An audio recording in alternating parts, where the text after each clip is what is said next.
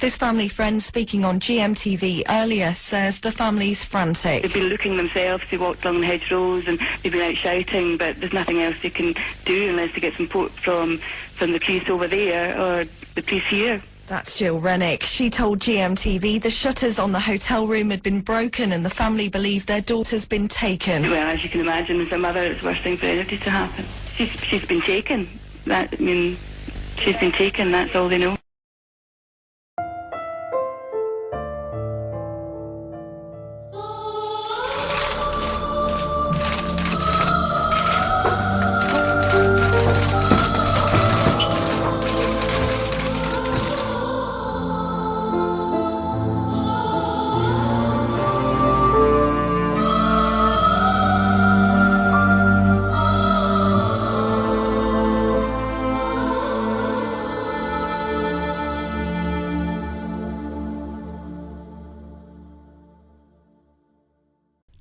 Before we start, I would like to point out why I have made yet another Madeleine McCann film. It is to expose the mainstream media and show to the widest possible audience that their purpose is not to find out facts, investigate stories, then truthfully report them. The mainstream media are used on a daily basis across all publications by an elite few for a range of nefarious purposes. Mainstream media publications are no more than information prostitutes who serve those with enough money or power to help them with their disgusting agendas. When watching this film, please make a note of any time a mainstream media publication is mentioned and note what their motive is for reporting their story. Note also the disgraceful level of access held throughout by Clarence Mitchell to be able to seemingly plant any story into any British newspaper he wished. We suspect that whenever any news item has been written which includes quotes or opinions from a friend of the McCanns, this friend is always in fact the media spin doctor Clarence Mitchell. In my first documentary about the reported disappearance of Madeleine McCann, I gave an overview of the case. I presented the evidence of the alerts provided by 2 cadaver dogs, which suggested that there had been a body in the McCanns' apartment. I looked at how the McCanns reacted to these disturbing results, and I went on to take a detailed look at the assortment of highly controversial detective agencies and individuals, some of them criminals, who were supposedly employed to look for Madeleine. And in the final part of that film, I give details of how state security and intelligence agencies like MI5 and Special Branch and the government's top PR staff have been involved in this case from the start. In my second film, I explained the extraordinary story of how the 2 main figures thought to have been Madeleine's abductor, Tannerman and Smithman, were possibly fabrications, to try to prove that there was an abductor, when, as my films have shown, there was no evidence whatsoever of one. I also showed how these highly questionable sightings were possibly based on the description of a Polish man, Wojciech Krakowski, a strangely dressed Polish man who happened to be holidaying in the village of Praia in the same week as the McCanns. Just a few months after I released my film about Krakowski, the Sunday People ran a major article about him, suggesting that he might yet be able to help the police with their inquiries. Finally, I showed that a man, stated on a BBC Crime Watch film to have come forward 6 years after the event to say it was him who had been carrying a child near the McCann's apartment the night she was reported missing, was most likely also a fabrication, this time by the Metropolitan Police team supposed to be investigating the disappearance. I established in my first film that there was strong evidence that Madeleine had died in the McCann's apartment. In this film, I am going to try and establish when Madeleine might have died. In another film, I will explore what we can deduce about how she might have died. I am going to do this by working backwards through each of the claimed sightings of Madeleine during the days prior to the abduction claim, starting with the McCanns' claim that they discovered Madeleine missing around 10 p.m. on Thursday the 3rd of May. I showed in my first film how there was a mass of contradictions and changes of story by the McCanns and their Tapper 7 friends about their claimed discovery that Madeleine was missing. We also saw how the children's bedroom appeared to have been arranged so as to promote the claim that Madeleine had been abducted and the room broken into by a stranger. The only evidence that they found Madeleine gone at 10 p.m. that night comes from the McCanns themselves. So let's now examine what was claimed to be the previous occasion on which someone else claimed to have seen Madeleine. This was a visit that the McCanns' friend Dr. Matthew Oldfield claimed to have made to check on the children in the McCanns' apartment at around 9:25 that evening. His alleged visit to check on the children in the McCanns' apartment was reconstructed in a Channel 4 documentary shown on the 7th of May 2009, a documentary which merely reported the McCanns' account of events and was therefore not in any sense independent. Matthew Oldfield spoke to both the Portuguese police and a year later to Leicestershire police, giving long, rambling, sometimes incoherent answers. So let's break down the essentials of what he told the police about his alleged 9:25 p.m. visit. He said that one or other of the group stood up every 15 minutes to go and check on the children. 2. He left with another doctor member of the group, Dr. Russell O'Brien, at 9:25 p.m. He was going to check on his own children. Dr. O'Brien, he says, was going to check on his two young girls, Ella and Evie. 3. He cannot explain why, on this occasion, the group departed from their normal procedure, with two of them leaving at the same time to check on the children. 4. Kate McCann had stood up to check on her children, but he offered to go instead. He told the Portuguese police that he didn't really know why he did that. 5. He went first of all to his own apartment, checked on his child, and then went to the apartment of his friend, Russell O'Brien. He doesn't explain why he went there. 6. When he got to his friend's apartment, he says that one of Russell O'Brien's daughters was crying. He told Oldfield that she was ill and had vomited. 7. He then went to the McCanns' apartment, having allegedly been told by Kate McCann that when they set off to the tapas restaurant, she had deliberately left the patio door closed but unlocked, so that he would be able to just walk into the apartment to do his check. 8. He noticed the door to the children's room was half open, or, as he puts it more accurately, 50 degrees open. 9. He says he didn't actually go into the children's room. 10. He can't recall how near he got to the children's room. 11. He could see the children in their cots in the middle of the room, but not Madeleine, who was sleeping in a bed by the wall. 12. He says he recalls that the curtains, which he says were green in colour, were drawn closed. But the curtains were not green, as the photographs of the apartment clearly show. They were blue and white. 13. He wasn't sure if the window was open or not.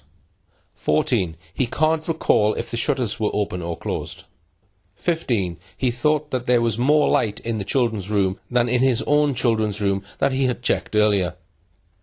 16. He had the feeling that some light was coming from the outside, possibly because he says the blinds were partly up. 17. He is sure that when he passed by the McCann's window half an hour earlier, that the shutters had been raised. So let's now unpick that statement. Despite him claiming that members of the group were doing their own check every 15 minutes, which was later contradicted by the other members of the group who claimed they were checking every half hour on this occasion, for some unknown reason, two of them leave the table to do their checks together. It's important to emphasise at this point that, going by the witness statements of the McCanns and all their friends, this was the very first time in the whole week that anyone had offered to check on another member's children. But even then, there are so many contradictions and inconsistencies about what the group all say about the events of that fateful evening that we really have to take any statement they make about those events with a very large pinch of salt. Oldfield must have taken a good look at the curtains, as he notices they were closed. He also noticed that the apartment seemed light. Yet, when asked by the police what colour they were, he gets it wrong. He says green, when in fact they were blue and white. Let's now take a look at what Kate McCann says about this occasion. She states that as she got up to check on the children, Matthew Oldfield said to her, "I'll check on Maddie for you." Now, why would Oldfield say that? There were 3 children in the McCann's apartment. Why didn't he say, "I'll check on the children for you"? That alone suggests the accounts of both Matthew Oldfield and Kate McCann may be fabricated. Second, would the McCanns really have left their apartment unlocked? Very few people on holiday would leave their money, valuables, passport and credit cards in an unlocked apartment, never mind 3 children under 4. And when we look in detail at what Oldfield does and doesn't say in his statement, it has the appearance of having been carefully crafted in order to back up Jane Tanner's claim that she saw the abductor at about 9:15 p.m. Jerry McCann says he finishes his alleged check on the children at 9:10 p.m. Jane Tanner says she saw an abductor at 9:15 p.m. Oldfield then backs up this scenario by speaking of the door being more open than before, claiming there was more light in the room and the blinds were partially up, etc. There is the addition of the very specific remark that the door was 50 degrees open. This remark shows every sign of having been made to tie in with the McCann statements that they left the door slightly ajar when they went down for dinner at 8:30 p.m. that evening. However, Jerry McCann also in his second statement to the Portuguese police on the 10th of May said that he did his check at 9:05 p.m. that evening, half an hour or so before Matthew Oldfield. He too found the door more open than before. In his first statement to the police on the 4th of May, Jerry McCann gave few details to the police about his 9:05 p.m. check, but now he gives these extra details. He noticed that the children's bedroom door was not ajar as he had left it, but halfway open, returning to place the door how he had already previously described. So he says the door was left ajar, they went down for dinner at 8:30 p.m, then he found it half open, 45 degrees, and then, as he leaves the apartment, he closes the door again, leaving it ajar. Jerry McCann seems in this statement to be trying to convince the police that someone may have entered the flat before his check. Then Matthew Oldfield comes along half an hour later and comes up with a tale that suggests that someone may have entered the apartment after Jerry's check. I suggest that they were all trying much too hard to show that an abduction really happened. In fact, this suggestion that someone had twice left the door open more than before, the first time at 45 degrees angle and the second time at 50 degrees angle, it seems then led Jerry McCann to make the astounding claim that the abductor could have been hiding in the apartment the entire time he did his alleged check at 9:05 p.m. This, for example, was how the Daily Telegraph reported this issue on the 21st of September 2007. Jerry's certain he was in bedroom with kidnapper. Jerry McCann is convinced his daughter's kidnapper was hiding behind a door in their holiday apartment as he checked on his sleeping children, according to a friend. But as he turned to leave the ground floor room, he noticed that a door, which he thought he had closed earlier, was slightly ajar. Agonizingly, he is now sure that standing behind this door was his 4-year-old daughter's abductor, waiting to steal her from her bed in the Prydilla's apartment. Jerry McCann believes there was certainly something odd, the friend said. The bedroom door was ajar when he got in, and he thought, "That's strange." He went into the room, checked that Madeleine was still asleep in bed. She was, and he came out, closed the door. Initially, he thought she might have got up and gone to the toilet, or gone to get a drink or something, but now he thinks that the abductor must have been in there, hiding. He believes the abductor came in, opened the door, and didn't have time to close it before Mr. McCann arrived. After Mr. McCann checked the room at 9:05 p.m, Russell O'Brien offered to check the children. At 9:30 p.m, he listened at the door, but crucially did not go in. In another statement, Jerry McCann specifically said that he went into all 4 rooms of the apartment when he did his check at 9:05 p.m. He also volunteered the surprising information that he had spent an exceptionally long time in the loo. It's very hard to see how an abductor could have been hiding behind a door somewhere in the apartment for all of the 5 minutes Jerry McCann was doing his check. It's hard to work out what is supposed to have happened.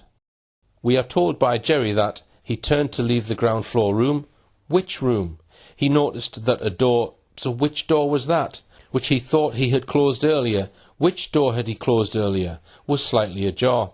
Jerry McCann adds, agonizingly, he is now sure that standing behind this door was his 4-year-old daughter's abductor, waiting to steal her from her bed. It seems that Jerry McCann is describing the children's bedroom and suggesting that the abductor was hiding in there. But it looks as though Jerry had by this time, September, forgotten what he told the Portuguese police back on the 10th of May. Then he had told them he noticed that the children's bedroom door was not ajar as he had left it, but halfway open. But now in this Telegraph article he tells his friend, no doubt Clarence Mitchell once again, that he noticed that a door which he thought he had closed earlier was slightly ajar. So it seems that Jerry McCann has changed his evidence by first saying he left this door ajar, but now in this Telegraph article saying it was closed when he left it. It seems clear that it's the children's bedroom door that he's talking about, as the article goes on to say. The bedroom door was ajar when he got in and he thought, that's strange. He went into the room, checked that Madeleine was still asleep in bed. She was, and he came out, closed the door. He thinks that the abductor must have been in there hiding. All in all, there is a huge amount of talk about doors being open, closed, ajar, at this or that angle. All of these statements, both by Jerry McCann and Dr. Oldfield, seem designed to give the Portuguese police the impression that an abductor had been in and out of the McCanns' apartment. Matthew Oldfield's claim that he didn't go into the children's room and so only saw the twins in their cots but not Madeleine in her bed again seems tailor-made to fit with the other hints and suggestions that an abductor must have come in and out between Jerry McCann's last check at about 9:05 p.m, which I'll come on to in a moment, and Oldfield's check about 25 minutes later. There is therefore real cause for doubt as to whether this alleged check by Matthew Oldfield ever happened. Dr. Gonçalo Amaral, the original investigation coordinator, thought much the same in his book about the case, The Truth of the Lie. He wrote, Matthew Oldfield's statement happens to conveniently reinforce the hypothesis of an abduction and was meant to give weight to Jane Tanner's witness statement. Is there any proof that Madeleine was alive on Thursday the 3rd of May at 10 p.m. when Kate said she found Madeleine gone? We can say no, there is not. Or at 9:30 p.m. when Matthew Oldfield says he checked the McCann's apartment?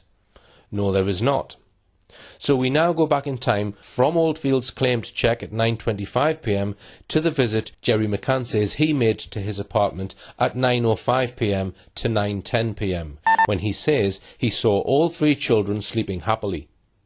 Can we accept this as proof that Madeleine was alive? This is a statement made by one of Madeleine's parents. We have already established that there is strong evidence that Madeleine may have died in the apartment. If Madeleine did die in the apartment, then Jerry McCann's statement that he saw Madeleine on this occasion is known in law as a self-serving statement. In other words, it is of no evidential value whatsoever in a court of law. It has not been and cannot be corroborated. So we can safely now amend our timeline as follows. Between around 7 p.m. and 8:30 p.m. on the 3rd of May, the McCanns say they were with all 3 children, feeding them, bathing them, reading stories to them, and putting them down to sleep. There are several inconsistencies of their accounts of this period. For example, they gave 3 different versions of who read bedtime stories to the children: Kate, or Jerry, or both. But once again, whatever the McCanns say about this period of time, it is just another set of self-serving statements which cannot be corroborated by anyone else. So we have now gone back to 7 p.m. and still found no proof that Madeleine was alive. Now I come to the last time any third party is said to have seen the children, the alleged visit of David Payne to the McCanns' apartment at around 6:30 to 7 p.m. on the 3rd of May. I dealt with this in great detail in part 2 of my film, The True Story of Madeleine McCann. As I went through the statements of both Dr. David Payne and Kate McCann, I was able to identify an unbelievable 20 clear contradictions between their different versions of what happened. Here is a list of them. Kate McCann said Payne never came into the apartment. Payne said he calmly walked in and stayed there at least several minutes. Kate says she was in the shower at the time and hastily put on a towel to answer a knock at the door. Payne mentions nothing of this. Besides, a long-standing close friendship with the McCanns is not a neutral witness, so we can dismiss this claimed sighting, as indeed Dr. Gonçalo Amaral also did in his book, and amend our timeline accordingly.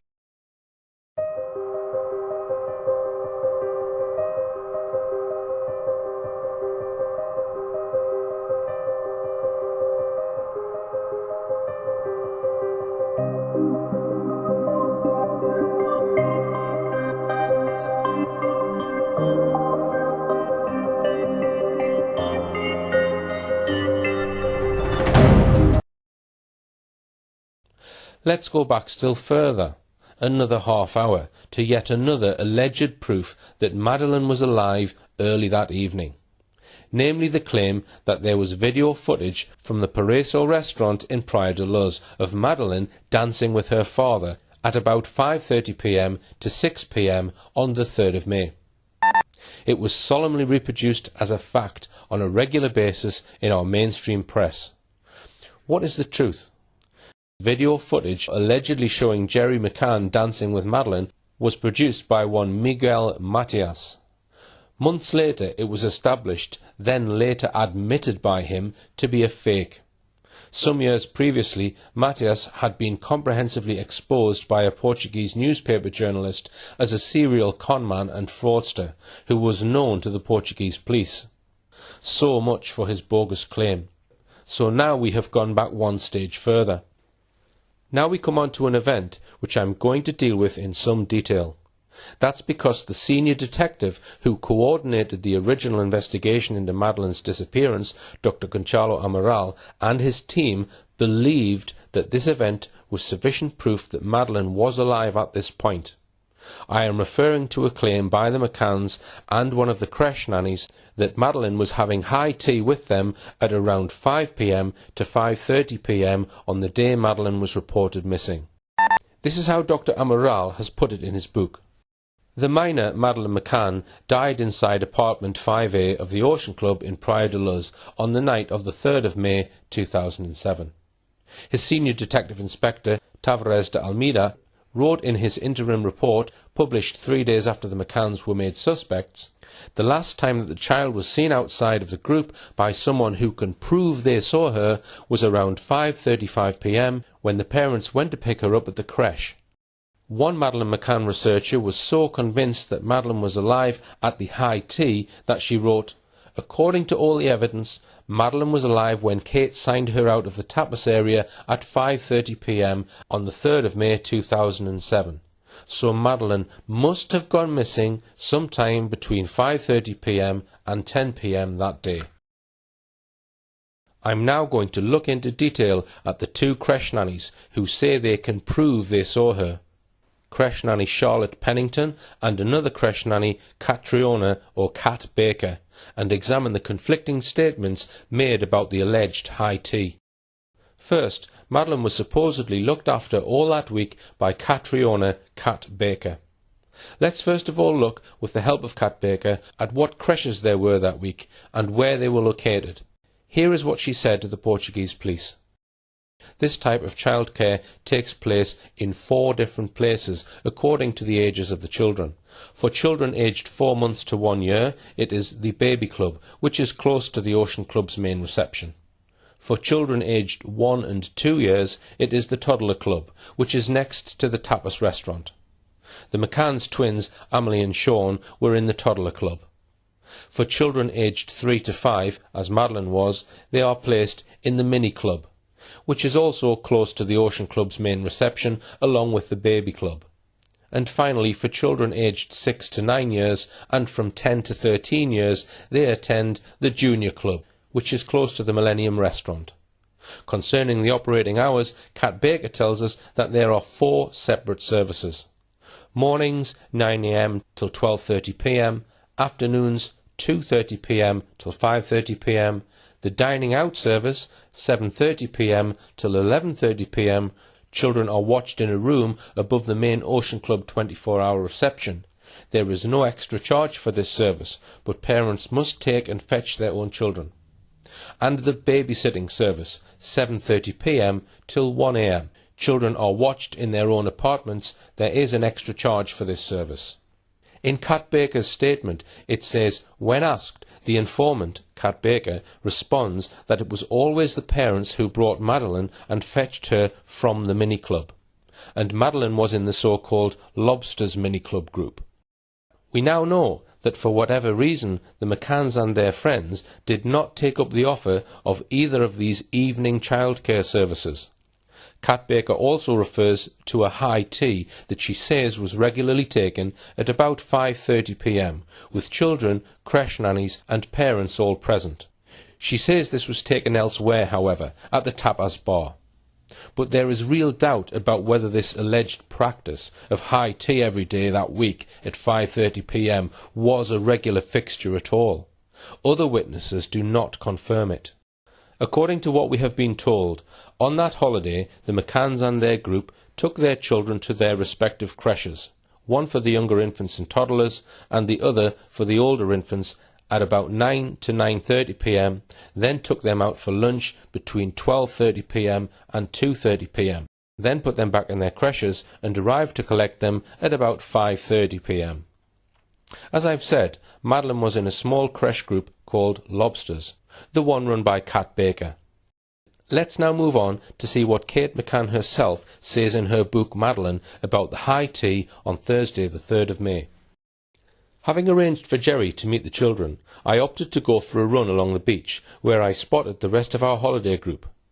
I remember being fleetingly disappointed that we hadn't known they were all heading for the beach, as it might have been nice to have joined them. I wondered whether Madeleine had been okay about staying behind in the mini-club, the Lobsters, when Russ and Jane had collected Ella. I had finished my run at 5:30 at the tapas area, where I found Madeleine and the twins already having their tea with Jerry. The others had decided to feed their kids at the beachside restaurant, the Paraiso. So what are we being asked to believe here? First, that Kate, because she had gone for a run at this time, had pre-arranged for Jerry McCann to walk to collect Madeleine from the Lobster Group at the Ocean Club 24-hour reception area, several minutes' walk away from their apartment, and then walk back with Madeleine to the place where the high tea was being held by the tapas bar.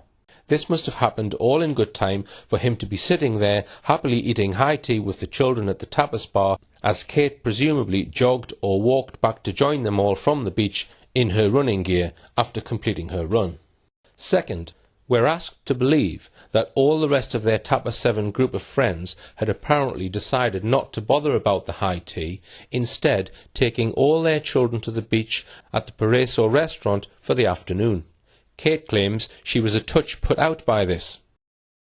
Let's go on to consider what Kate says about what happened next.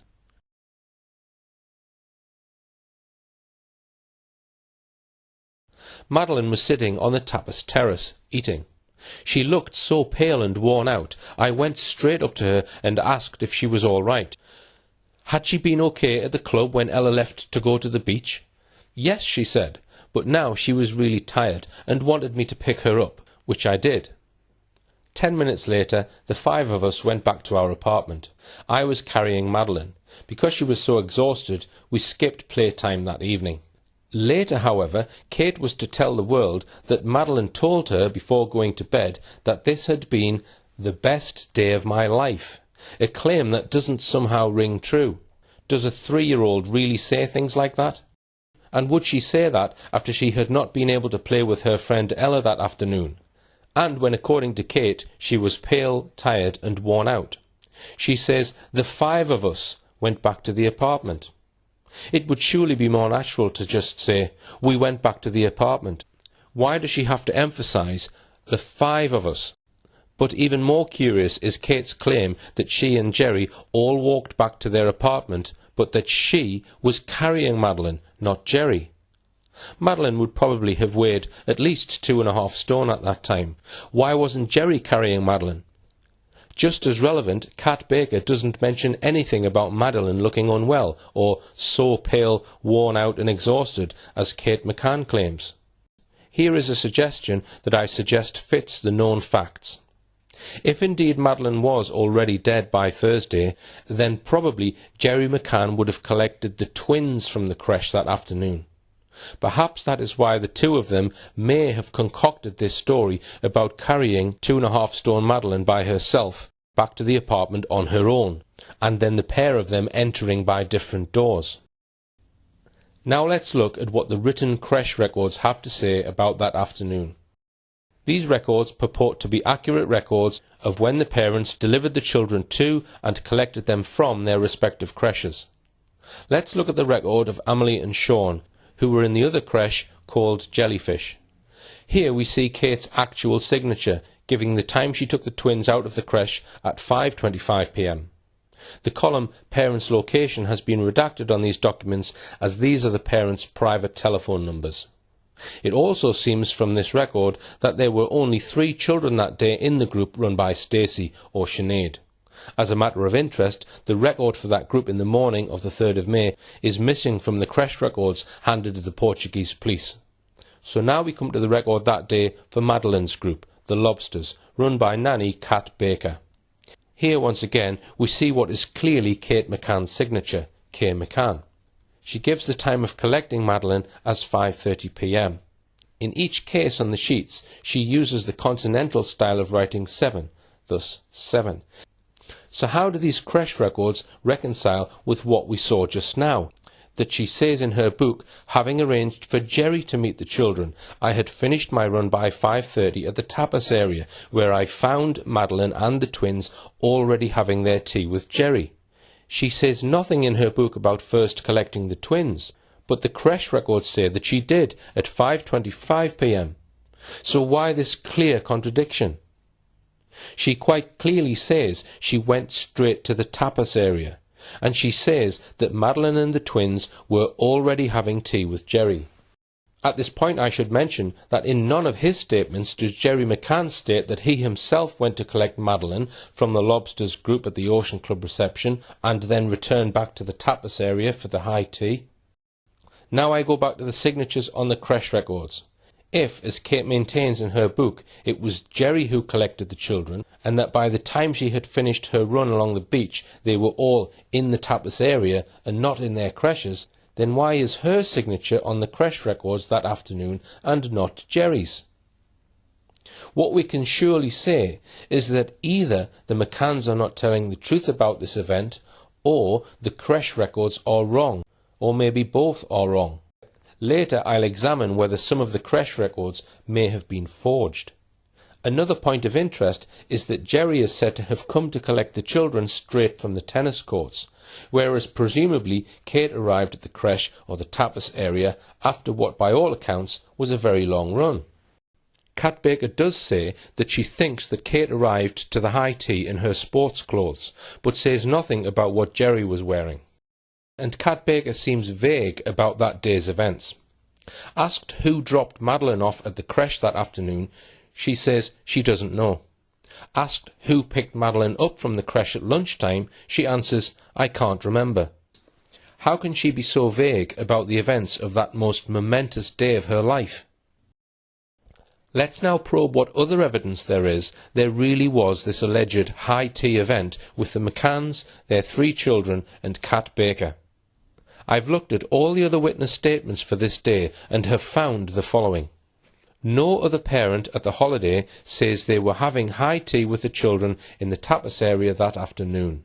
Kat Baker, Madeleine's creche nanny, says that Madeleine was at high tea from 1525 to 1800. Maybe it is a mistake by using the 24-hour clock. Possibly she meant to say 5:25 p.m. to 6 p.m. Kat Baker also claims that Madeleine was in the Lobster group that morning and went with the sailing group in the morning for the so-called mini sail. Kat Baker says in her statement that Madeleine was picked up that afternoon by Kate, not Jerry, once again contradicting Kate McCann's account in her book. that she went straight to the tapas area, where she said the 3 children and Jerry were already having high tea together. An Ocean Club worker, Geronimo Salcidas, made an informal statement on the 4th of May, the day after Madeleine was reported missing, claiming he saw Madeleine at 4:45 p.m. near the tapas bar. This statement does not harmonise with any other statements about Madeleine that afternoon. But then 2 days later, when he made his formal statement, he said that he cannot be sure if he had seen Madeleine or the twins. It's a statement whose evidential value is therefore worthless. There is also a statement by Maria Manuela Antonio Jose, a tapas bar cook. She claims to have seen Madeleine having a meal in the tapas area around 4:30 p.m, as she says she did every day. Again though, this statement conflicts with other evidence, so we can reject it. None of the waiters in the tapas area could remember serving any children high tea on the 3rd of May. I conclude from the above that apart from the contradictory evidence from Jerry McCann, Kate McCann and the creche nanny Kat Baker, that there is no other credible evidence that this so-called high tea, allegedly with Madeleine present, actually took place. Another creche worker who claims to have seen Madeleine that week is Charlotte Pennington. She gave a statement to the Portuguese police on Monday the 7th of May. This is what she says, that she worked with the younger infants group called the Baby Club. It was divided into 3 subgroups. She was responsible for one of those groups. She says that the physical space where the children's groups are located is contiguous, so that in the course of her work she came across Madeleine McCann and her group, the Mini Club, many times. She sometimes took part with the Mini Club group. This would be between 9 a.m. and 10:30 a.m. and 2:30 p.m. and 3 p.m. She remembers telling Madeleine stories and speaking with her on 2 specific occasions. One was on Sunday the 29th of April, the other on Thursday the 3rd of May. She gives no times of day for these events, and she says nothing about seeing Madeleine at the alleged high tea. She describes Madeleine as a child who conversed normally for her age and was of a calm demeanour. She adds that it was usual for Madeleine to be called Maddie, as this is how she, Madeleine, presented herself to the witness. She says that Madeleine was normally left by her parents around 9:15 a.m. at the creche, as her parents usually left the twins beforehand at the toddler club. She says that she is not aware of any situation that seemed odd or strange related directly or indirectly to the disappearance of Madeleine McCann. But over 4 months later, Charlotte Pennington made an appearance in a lengthy Daily Mail article by Dan Newling on the 25th of September 2007. The article was headlined, "Kate did scream, they've taken her, claims a new nanny witness." The new witness was Charlotte Pennington. Now that's very strange, because she doesn't mention this new significant detail about Kate screaming "they've taken her" in her statement to the Portuguese police. We only start hearing from Pennington in media reports in late September. Why didn't Pennington mention this issue, described as pivotal by the Daily Mail, when she was first questioned? If the Mail article is correct, this is an important reason for questioning whether she is a truthful witness. Let's see what the article says. She dismissed claims that the McCanns were not seen for 6 hours leading up to the disappearance. She said, "I was helping give the children high tea. The twins were there and Madeleine and both parents. It was supposed to finish at 5:30 p.m, but because they were a big group and really social, it didn't finish until about 6 p.m. There was nothing out of the ordinary at all."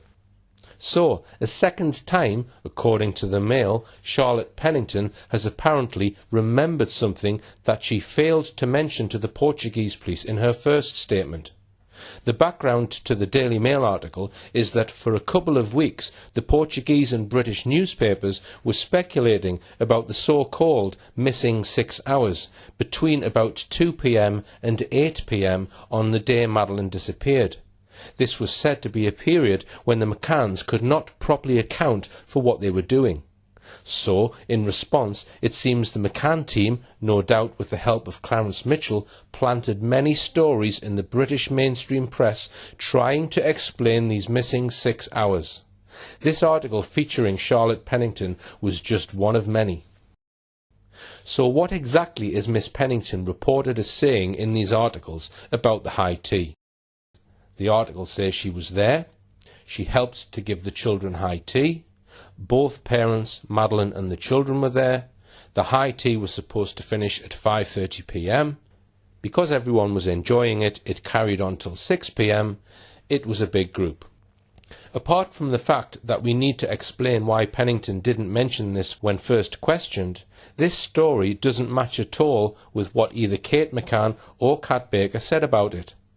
Kate McCann talks of Madeleine and the twins already having tea with Jerry when she arrived at 5:30 p.m. She says the high tea was supposed to finish at 5:30 p.m. Yet Kate says she only just got there at 5:30 p.m. after her run on the beach. Neither Kate McCann, nor Jerry McCann, nor Kat Baker make mention of other children or big group of children and parents, which the Charlotte Pennington article states. Moreover, neither Kate McCann, nor Jerry McCann, nor Kat Baker say that Charlotte Pennington was at this high tea, yet another contradiction. We also saw earlier that none of the waiters recollect a group of parents and children having high tea that day, and no parent who was on holiday that week mentions being at this alleged high tea with their children either. As we examine the evidence, it looks as though this alleged high tea event could be an invention, first by the McCanns, and then second by Kat Baker, and finally by Charlotte Pennington, at least according to the Daily Mail article featuring her. And now I want to bring in what Jerry McCann himself said about the supposed event when he was questioned for the second time by the Portuguese police on the 10th of May. He certainly said nothing about it in his first statement on the 4th of May.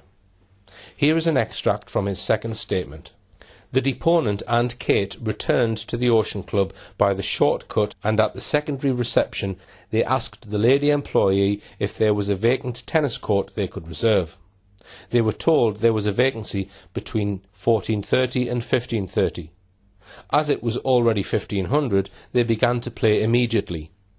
At 15:30, the tennis instructor arrived, who instructed each of them until 16:30. They stayed in that place, talking until 16:45, at which time the twins went to the meal area. At 1700, as usual, Madeleine arrived accompanied by the teachers and the other children. After her arrival, Madeleine ate the meal, having ended at 17:30.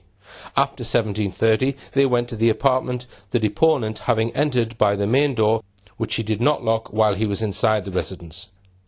Kate and the children entered by the rear door, after this had been opened from the inside by the deponent.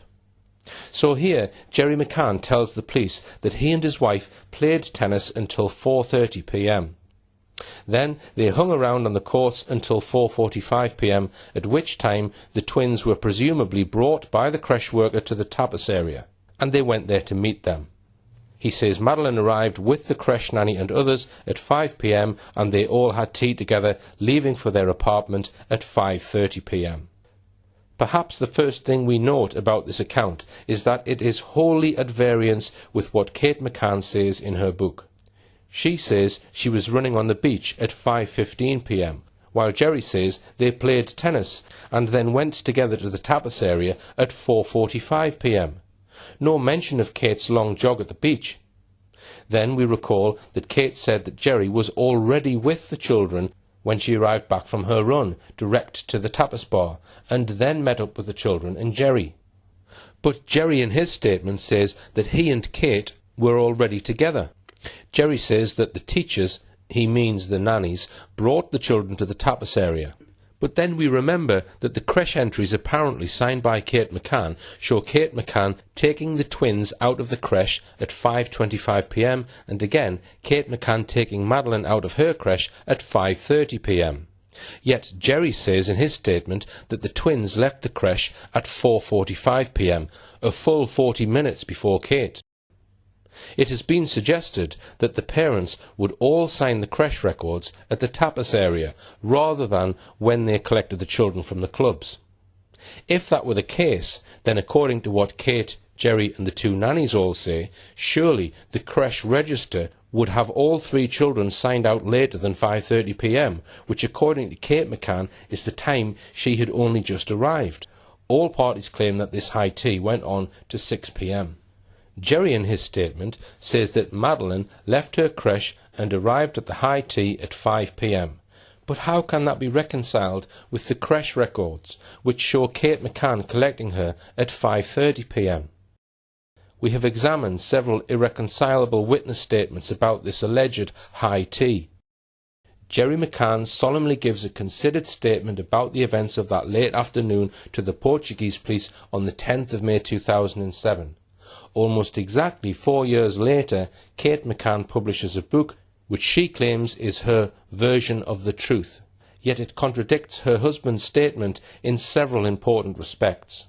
The creche nannies don't agree with what the McCanns say about the high tea, and the nannies don't appear to agree with each other about it.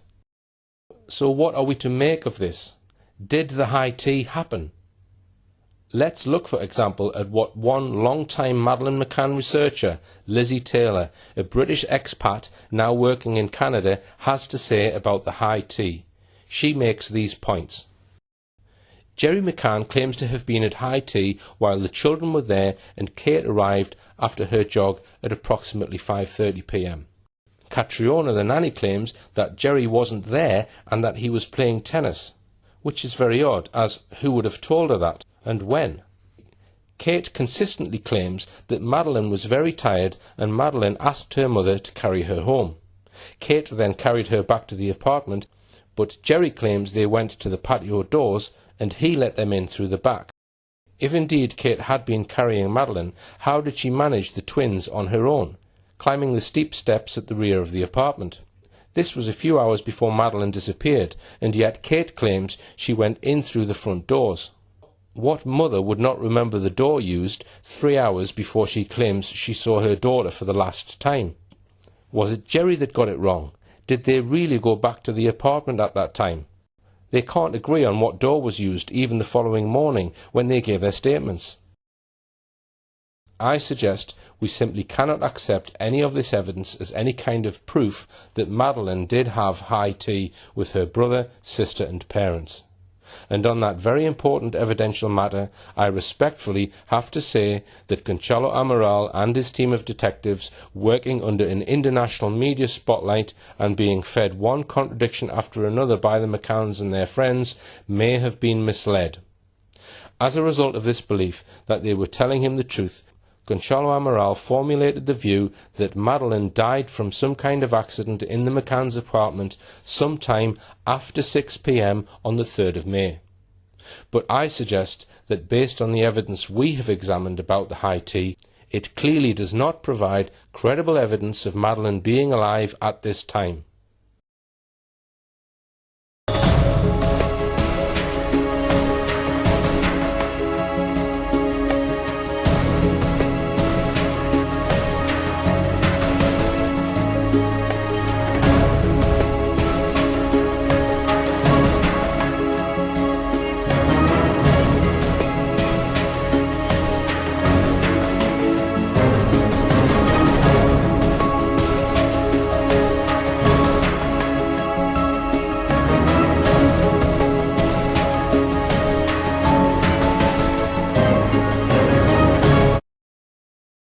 So this is where we've now arrived with our timeline. So then, were there any more reported sightings of Madeleine that afternoon? The answer is yes, there were 2. One of these, a photograph allegedly at 2:29 p.m. that afternoon, is crucial. But first, let's deal with the other one.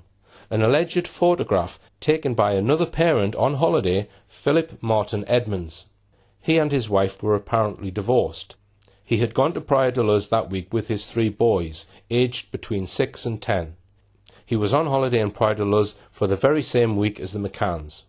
I hope to be having a look in more detail in my next film about Madeleine at some of the interesting names on the guest list that week and what this might mean. Edmonds was and is on the board of directors of one of the world's largest steel firms, Stemco Limited, with an annual turnover of billions of pounds. The company has offices and factories in several countries, including the UK and Switzerland. Edmonds at the time appeared to be dividing his time between the two countries.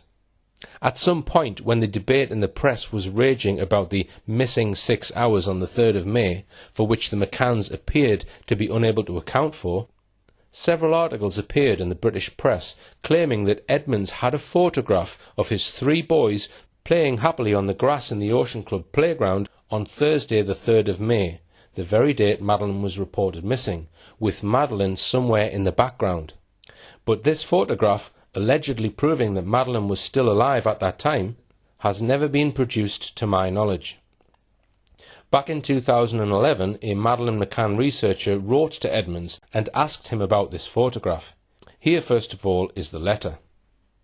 The question was asked, "I am wondering, therefore, if you would kindly be able to tell me whether you or any member of your family had any contact with the McCanns and their children on Thursday the 3rd of May, and also whether you have any photographs of Madeleine taken on that specific day." This drew this response from Mr. Edmonds.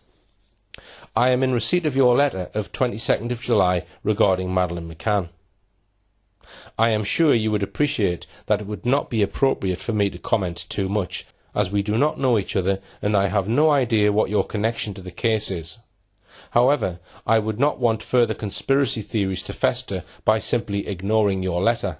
Therefore I can confirm that whatever information I had, including some photographs of my sons taken on the day Madeleine disappeared, which showed her in the background, was passed both to the police and to the McCanns at the time.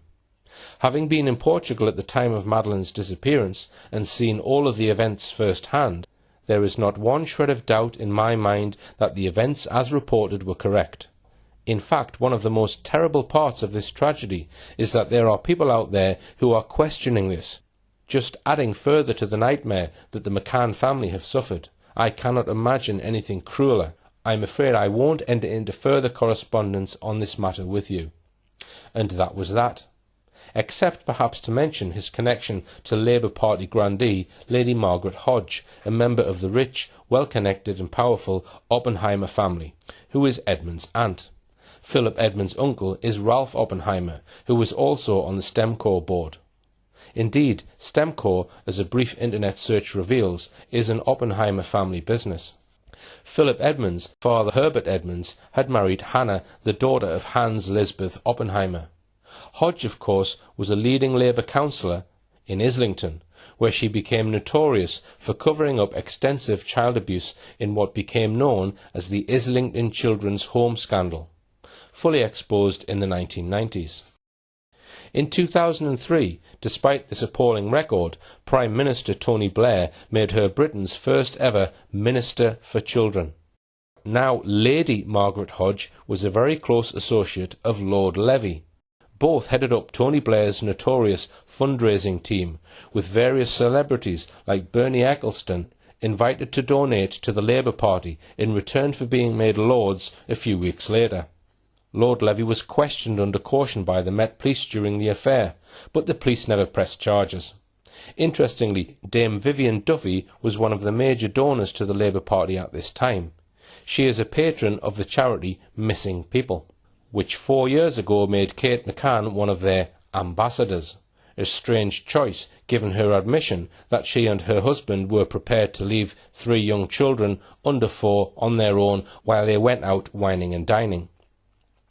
Why a very wealthy and well-connected man like Philip Edmonds should choose the rather rudimentary resort of Praia de Luz as his holiday venue for that week, 28th of April to the 5th of May, is unclear. But what is clear is that this photograph, if it exists, has never been published to my knowledge. I suggest that if there really was a photograph of Madeleine that could be proved to have been taken on the 3rd of May, we would have seen it by now. Now let's go on to examine a photograph that is said to provide absolute proof that Madeleine was alive that afternoon, taken, it is claimed, at precisely 2:29 p.m. on the 3rd of May.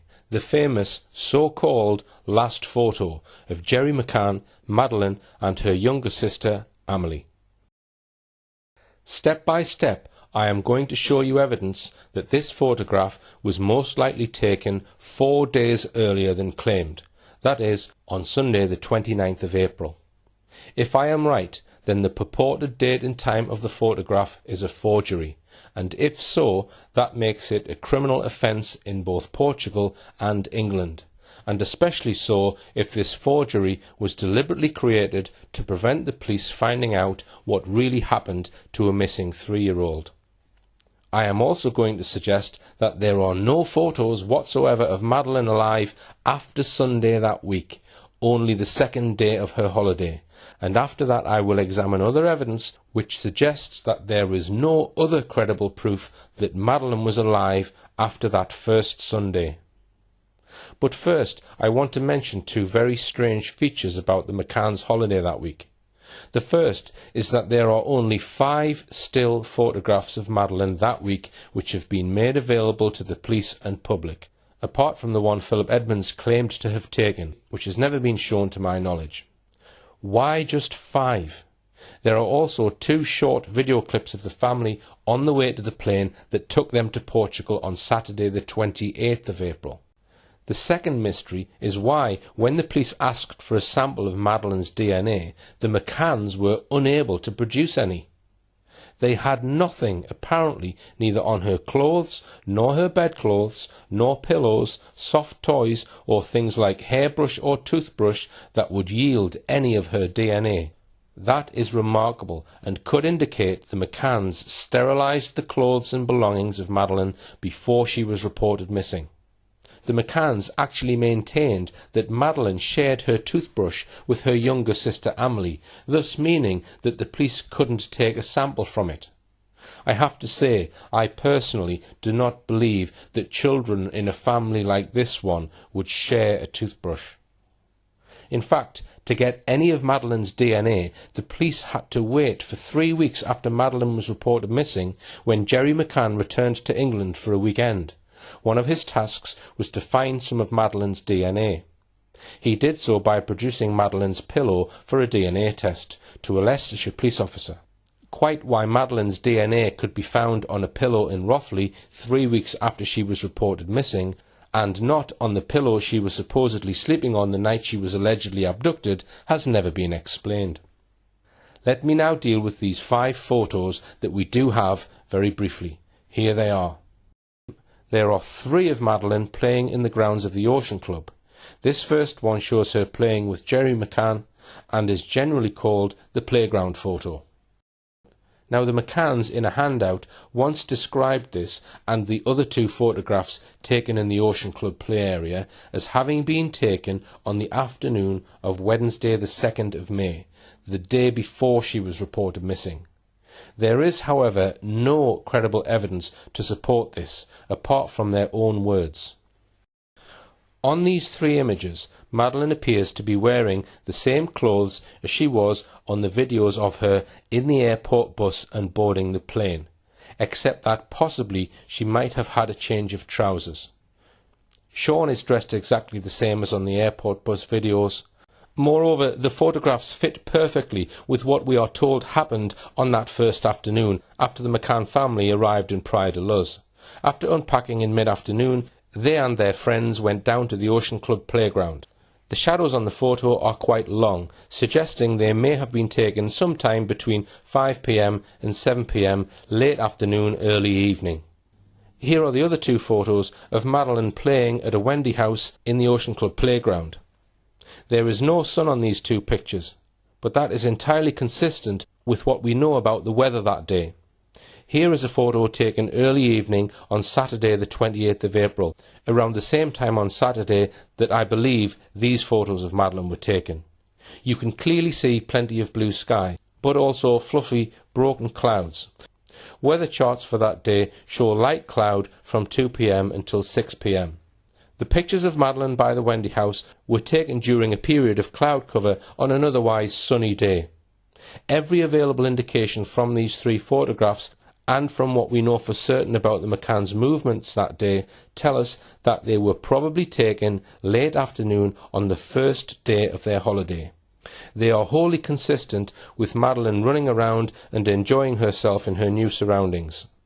I personally believe there is a very high degree of certainty that all these three images were all taken on Saturday the 28th of April, not the Wednesday as the McCanns claim. This is accepted by many Madeleine McCann researchers. So these three photos could prove Madeleine was alive at least on the first day of the holiday, Saturday the 28th of April.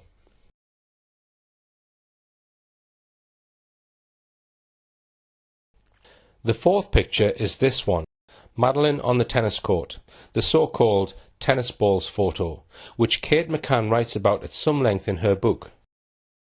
This picture is curious in several respects. I personally cannot be sure that this is a genuine photo. To illustrate what might be wrong with this photo, I am going to play a 50-second clip about it, made by Madeleine McCann campaigner Lizzie Taylor and now on YouTube, called Discrepancies, Madeleine's Mini Tennis.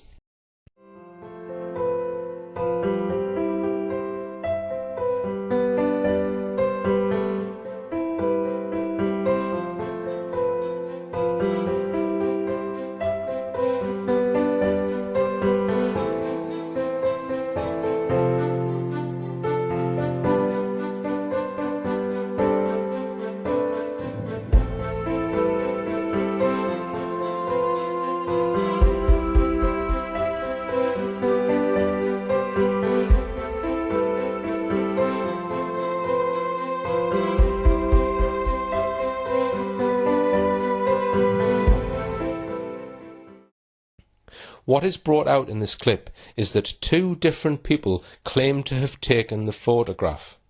As the video progresses, an even more startling discrepancy emerges. Kate McCann insists she took the tennis balls photo on the Tuesday at the children's mini tennis session.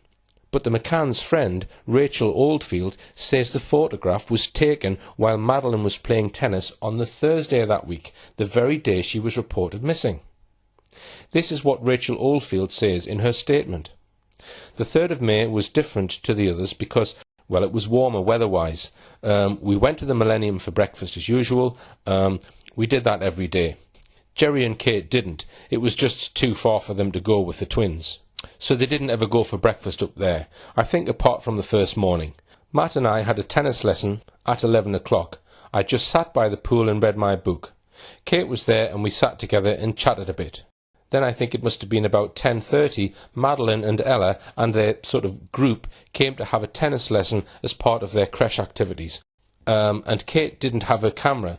And Jane was there then as well, and Jane took some photos of both Madeleine and Ella. That's one, the poster of Madeleine with the tennis balls.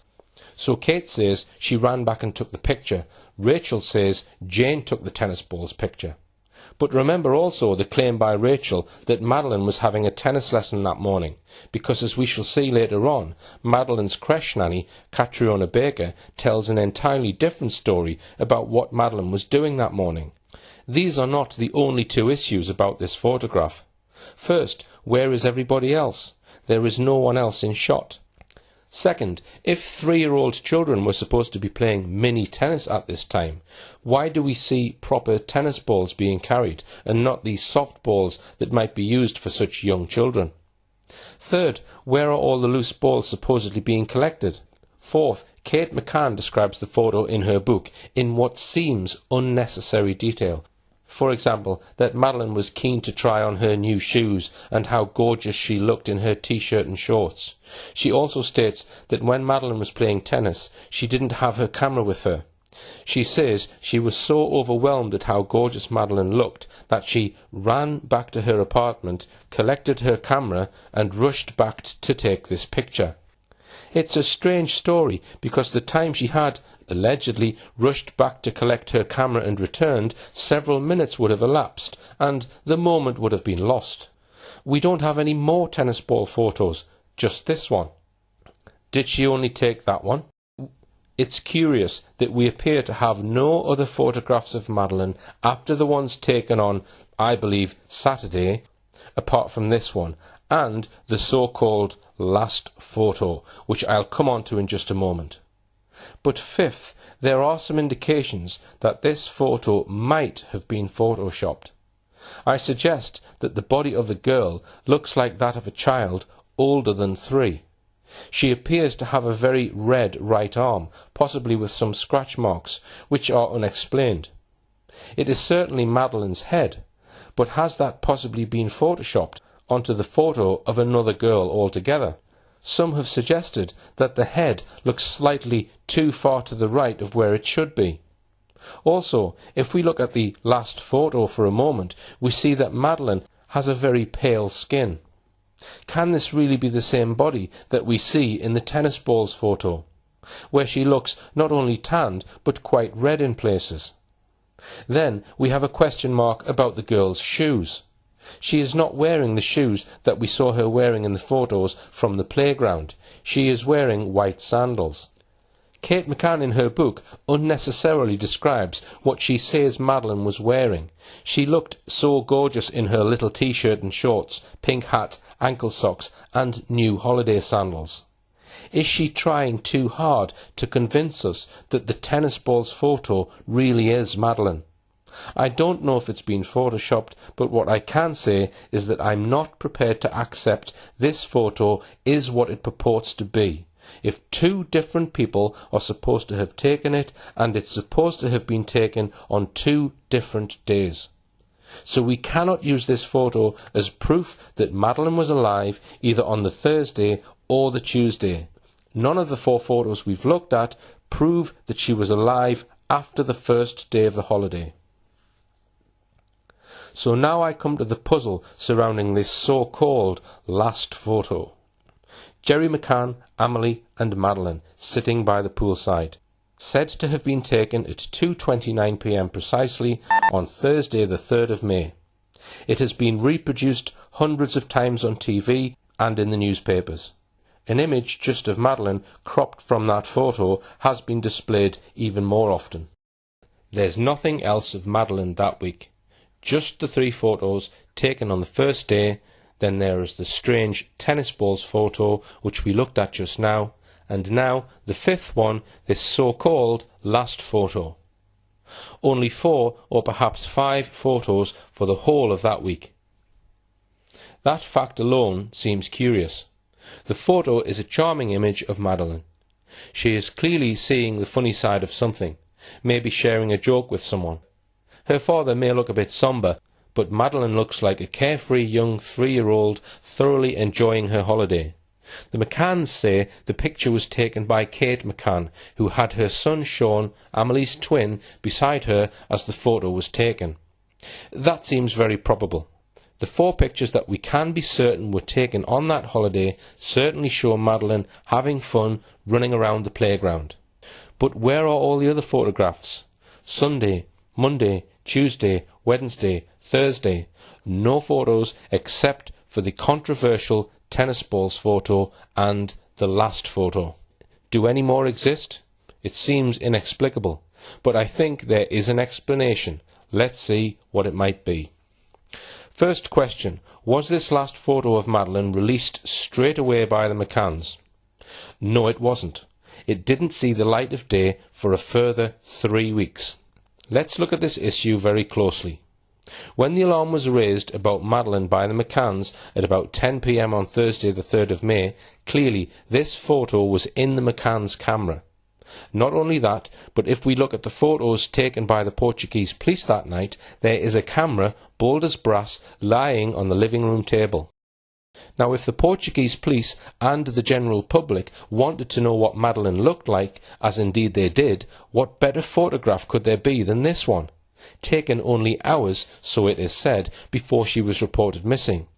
But, most strangely, the McCanns and fellow members of their Tabas 7 didn't use it when giving out a photograph of Madeleine to the police that night. Why not? So, before I go on to analyse that so-called last photo of Madeleine in more detail, let's examine another very strange affair and look at what actual first photograph they did produce for the police the night they reported Madeleine missing. This is it. And the very first thing we observe about this photo is that it is not from the holiday and appears to be a much younger Madeleine, possibly having been taken a year or even more earlier. Here are some other much earlier photographs of Madeleine for comparison. It is just one of the great puzzles of this case.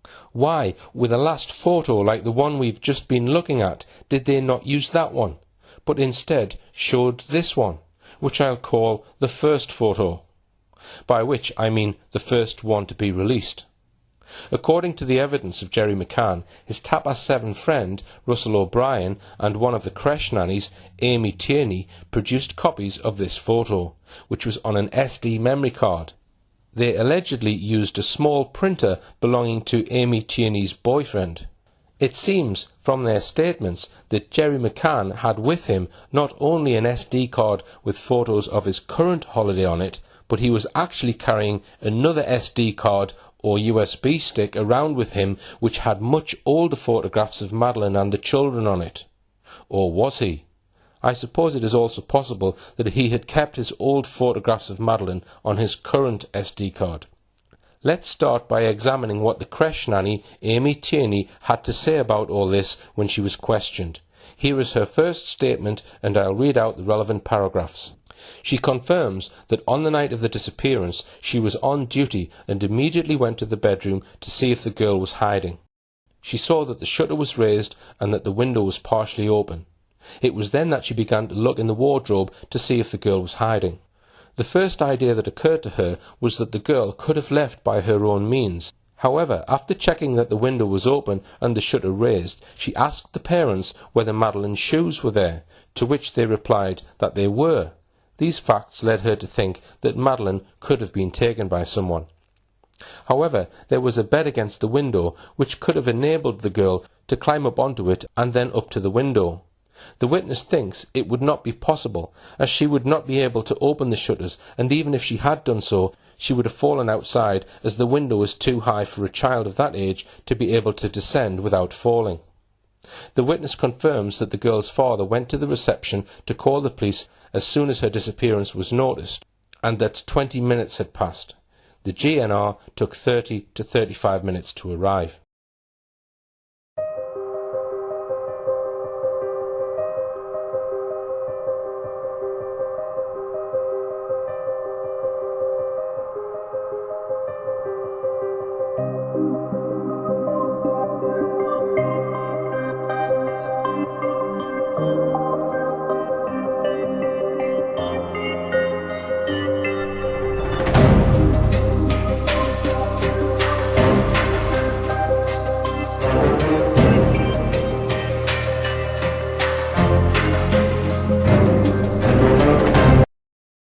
Amy Tierney was quickly at the McCanns' apartment after the alarm was raised, helped in the search for Madeleine, had time to note the arrangement of the children's bedroom, and then her statement tells us how Jerry McCann went to the main Ocean Club reception area to report Madeleine missing.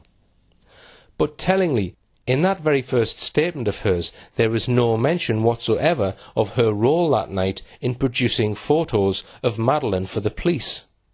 It was not until nearly a year later, 17th of April 2008, that she made a further statement when she told the Leicestershire Police this, as part of a series of so-called rogatory interviews conducted by the British police on behalf of the Portuguese police.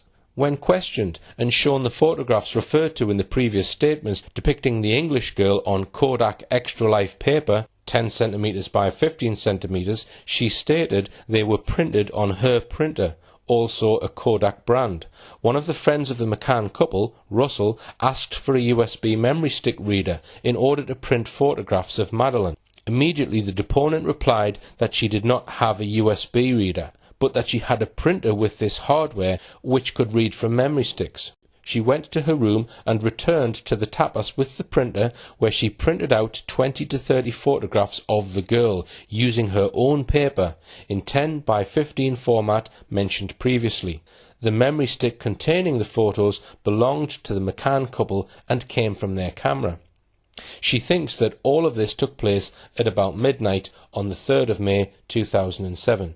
She presumes that she handed all of the photos to Russell, who distributed them to those present. The rest would be for the police authorities.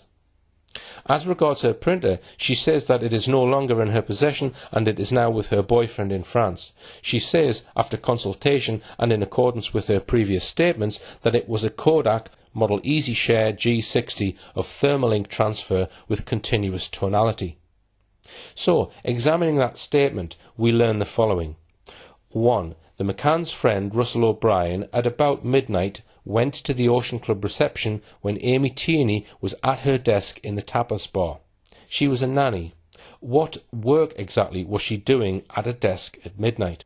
She says he asked her for a USB memory stick reader so he could print photographs of Madeleine.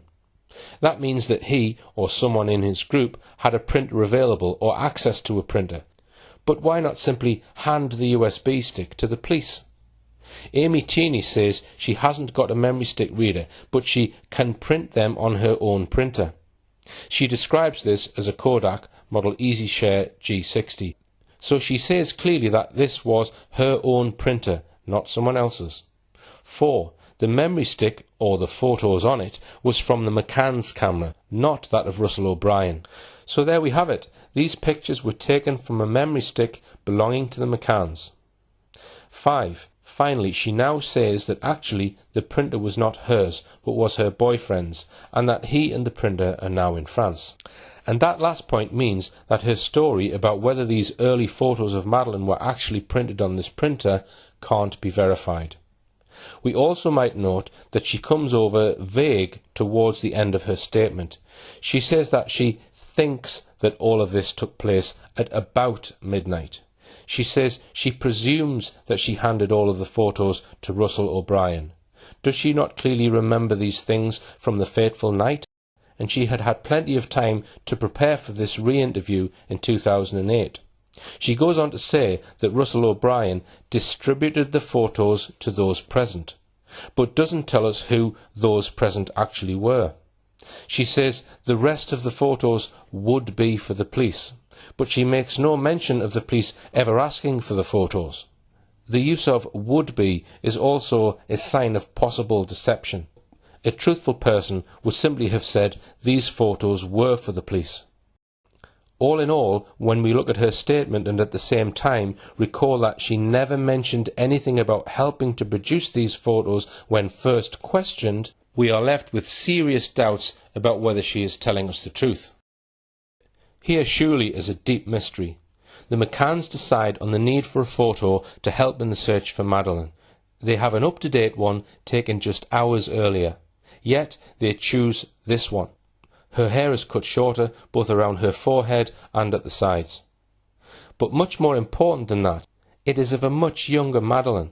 On the day Madeleine was reported missing, she was just 9 days short of her 4th birthday. Yet if we look through assorted photos of Madeleine, which the McCanns have produced over the years, we can deduce that Madeleine was probably no more than 2.5 to 3 years old when this photo was taken.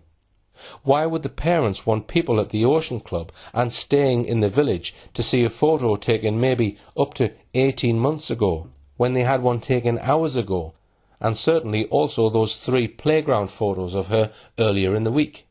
It makes no sense at all. It cries out for a convincing explanation. But let's now return to Amy Tierney's account of the printing of those photos. The camera seen on the table in the McCann's apartment is a Canon PowerShot.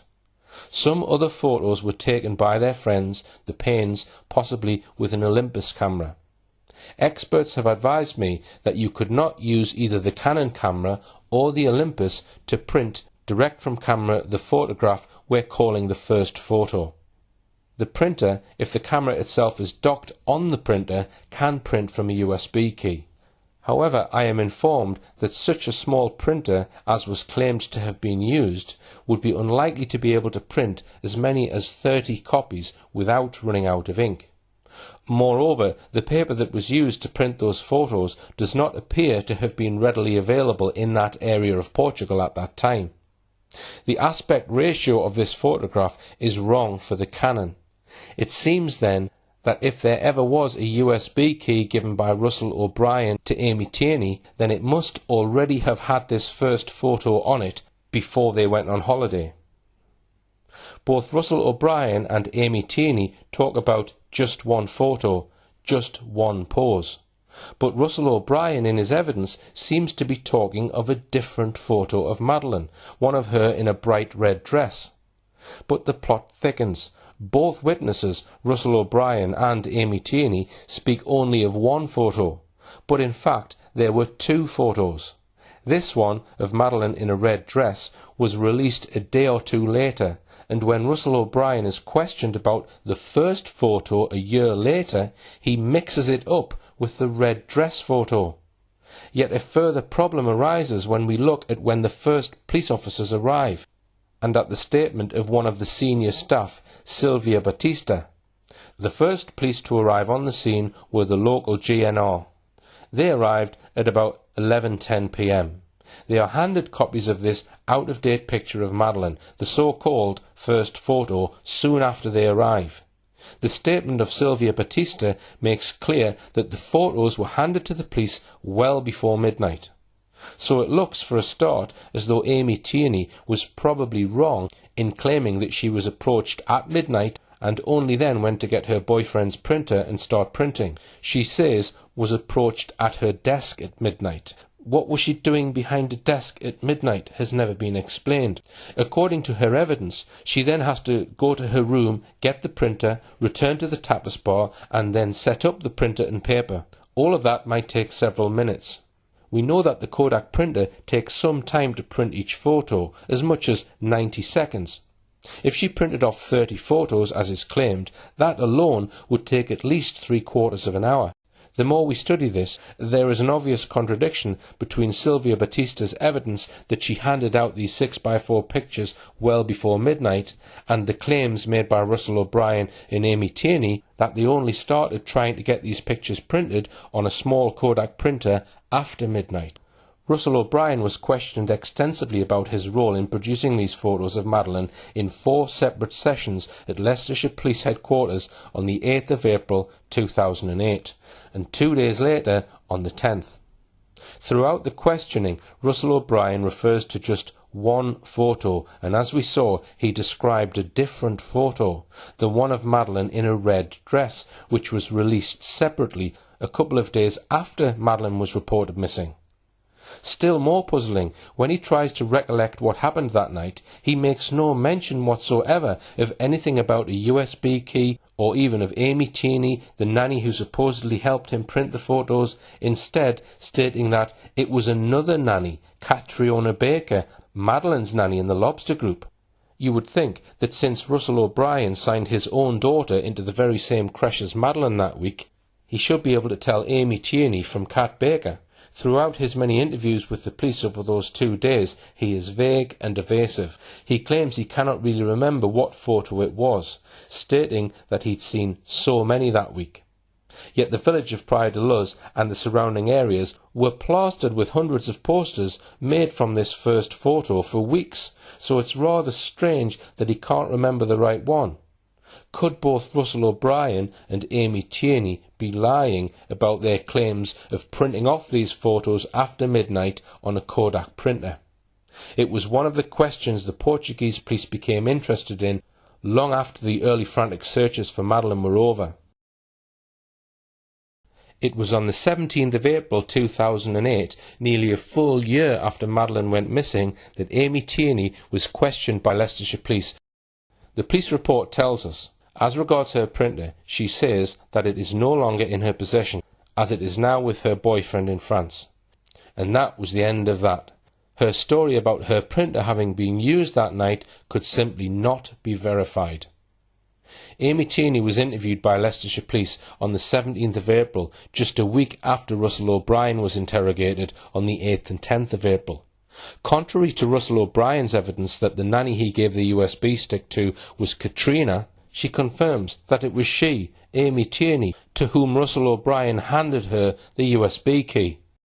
But we have one other piece of evidence that this whole story is probably bogus. Contrary to claims that Russell O'Brien was busy supervising the printing of the photographs between midnight and 1 a.m, on his own admission, he was busy at the time in the McCanns' apartment writing out 2 different timelines of the evening's events on the inside cover of Madeleine's activity sticker book and handing them to the second set of Portuguese police officers, the Judicial Police, or the PJ. If, on his own testimony, he was in the McCanns' apartment writing out the timelines for the PJ, how could he have been standing around in the tapas bar waiting for photographs to be printed, one at a time at 90-second intervals? To sum up then, the entire story about Russell O'Brien using Amy Tierney's printer to print off these so-called first photos falls apart. This question must be asked. Was this first photo of Madeleine prepared much earlier, maybe before the events of that evening, maybe even on the previous day? The evidence suggests that the McCanns may have got these first photo prints done elsewhere, and have not told us where and when and how they did this. Perhaps it's yet another deceit in a catalogue of deceptions. Now it's time to take a detailed look at some strange goings-on concerning the cameras of the McCanns and the Paynes, and the whole way these photos, or some of them, were made public. These are the bare facts about the last photo. 1. The photograph was certainly taken that week. 2. It shows Jerry McCann, one of the twins Amelie and Madeleine, sitting by the pool. 3. It is sunny at the moment it was taken. 4. The shadows are very short. The sun is at its highest in Portugal at about 1:35 p.m. that time of year, so it must have been taken around that time of day. 5. Jerry looks lightly tanned in this photo.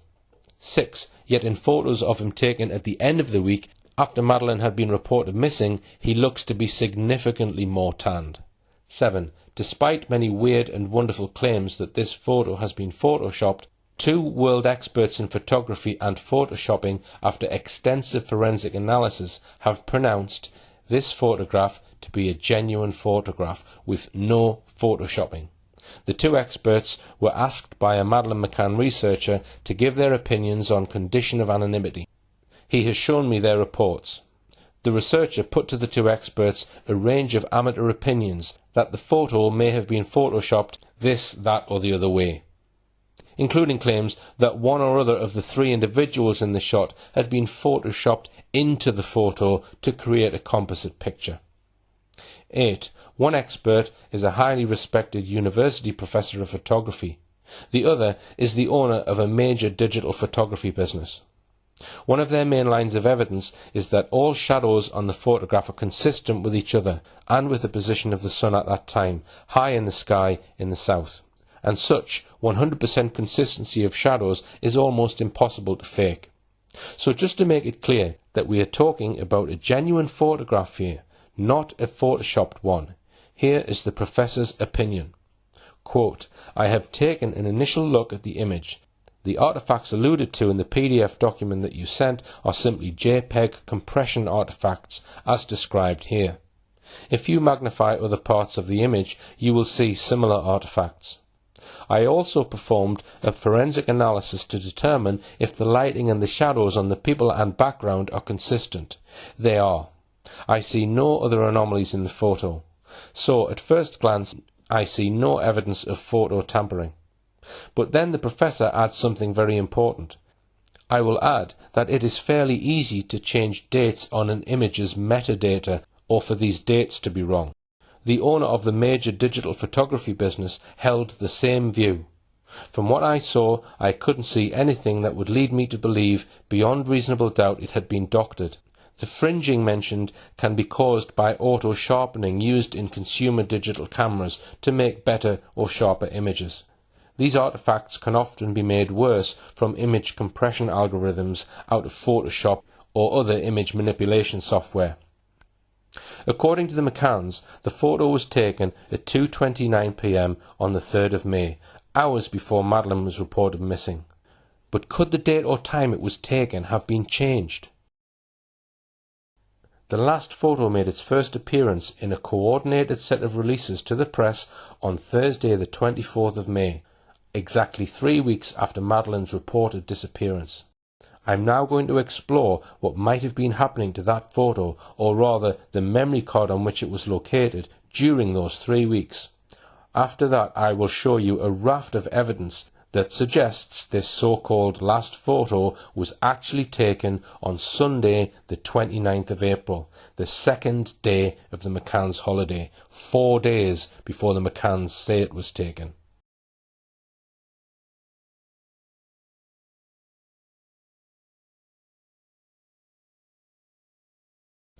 One of the most extraordinary aspects of the early part of the investigation into Madeleine's disappearance is that the Portuguese police never had access to the cameras of the McCanns and their Tapas 7 friends.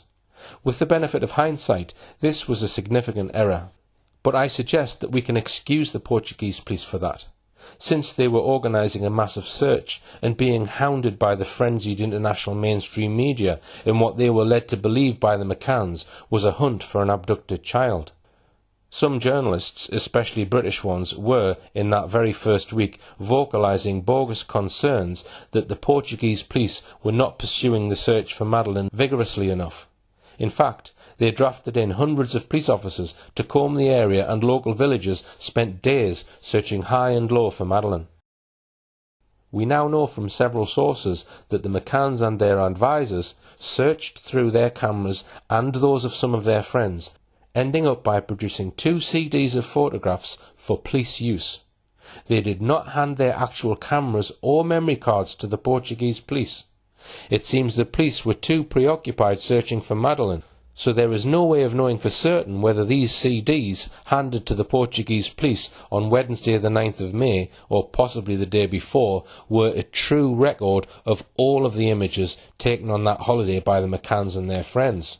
However, evidence suggests that the McCann team only gave carefully selected compilations of photographs to the police. I will suggest, as we examine the evidence, that it is probable that many photographs that could have been incriminating in one way or another were deleted before these CDs were given to the police. Who compiled the CDs of photographs handed to the Portuguese police? We know now that at least 2 people helped the McCanns extract images from their camera or memory cards to prepare them to be given to either the media or on CD to the police. One was a relative of Kate McCann, Michael Wright, from Skipton, Yorkshire. Still more significant, the other person helping the McCanns was the powerful figure of Alex Woolfall, who was described in the press as Mark Warner's expert in crisis management. But he was much more than that. He was actually the head of issues and crisis management for the entire Bell Pottinger Group, the firm headed by public relations magnate Lord Bell, Lady Thatcher's former PR guru. Alex Woolfall's expertise appears to be more about rescuing the reputations of companies and individuals who are in a tight spot than in helping the search for an abducted child. His main expertise, like that of the McCanns' chief PR spokesman Clarence Mitchell, was in manipulating the media. Bell Pottinger is a company who seems to be prepared to represent anyone if the money is right. Lord Bell told author Owen Jones that the McCanns had paid his company £500,000 to keep Madeleine on the front pages of British newspapers for a year. Lord Bell was quoted as saying, "I'm not really interested in what the McCanns think.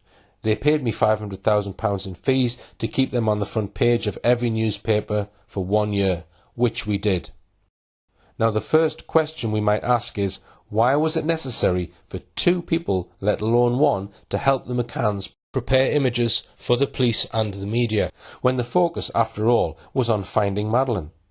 If the police really wanted photographs, why not just hand over their memory cards to the police? There is a Portuguese police statement dated Wednesday the 9th of May, 6 days after Madeleine was reported missing, confirming that Jerry McCann had handed in to the Portuguese police at Portimao 2 CDs of photographs, one produced by him and one by his Yorkshire in-law, Michael Wright. Yet, on the very same day, A junior Hampshire police officer, Detective Constable Stuart William Martin, was examining 2 camera memory cards from an Olympus C50 camera, apparently containing valuable photographs from that week at Pride of Luz. A great mystery surrounds these 2 memory cards, which so far I've not been able to get to the bottom of. In fact, the police that day received these 2 memory cards and some video footage. These 3 exhibits were all labelled NALF, which are the initials of Hampshire resident Nigel Foster, who was on holiday with the McCanns that week in Pride of Luz. Nigel Foster was mentioned, though not by name, in Kate McCann's book, Madeleine. Let's have a look at what she says about him. This incident is said to have taken place on the same day Madeleine was reported missing. After my tennis lesson, I hung around the grassy play area, watching Jerry on the court and chatting to Russell O'Brien, who I'd found there. Another guest appeared with a video camera to record his 3-year-old daughter playing mini tennis. He looked a little embarrassed and laughingly remarked to us that filming in this way made him feel like a dirty old man. It led to a conversation between the 3 of us about paedophiles. I remember Russell talking about how everything had got a bit out of hand, that these days people were so untrusting you hardly dared speak to children you didn't know. What he was effectively saying was that the world had become paranoid, that he wanted his daughters to grow up with confidence and a sense of freedom.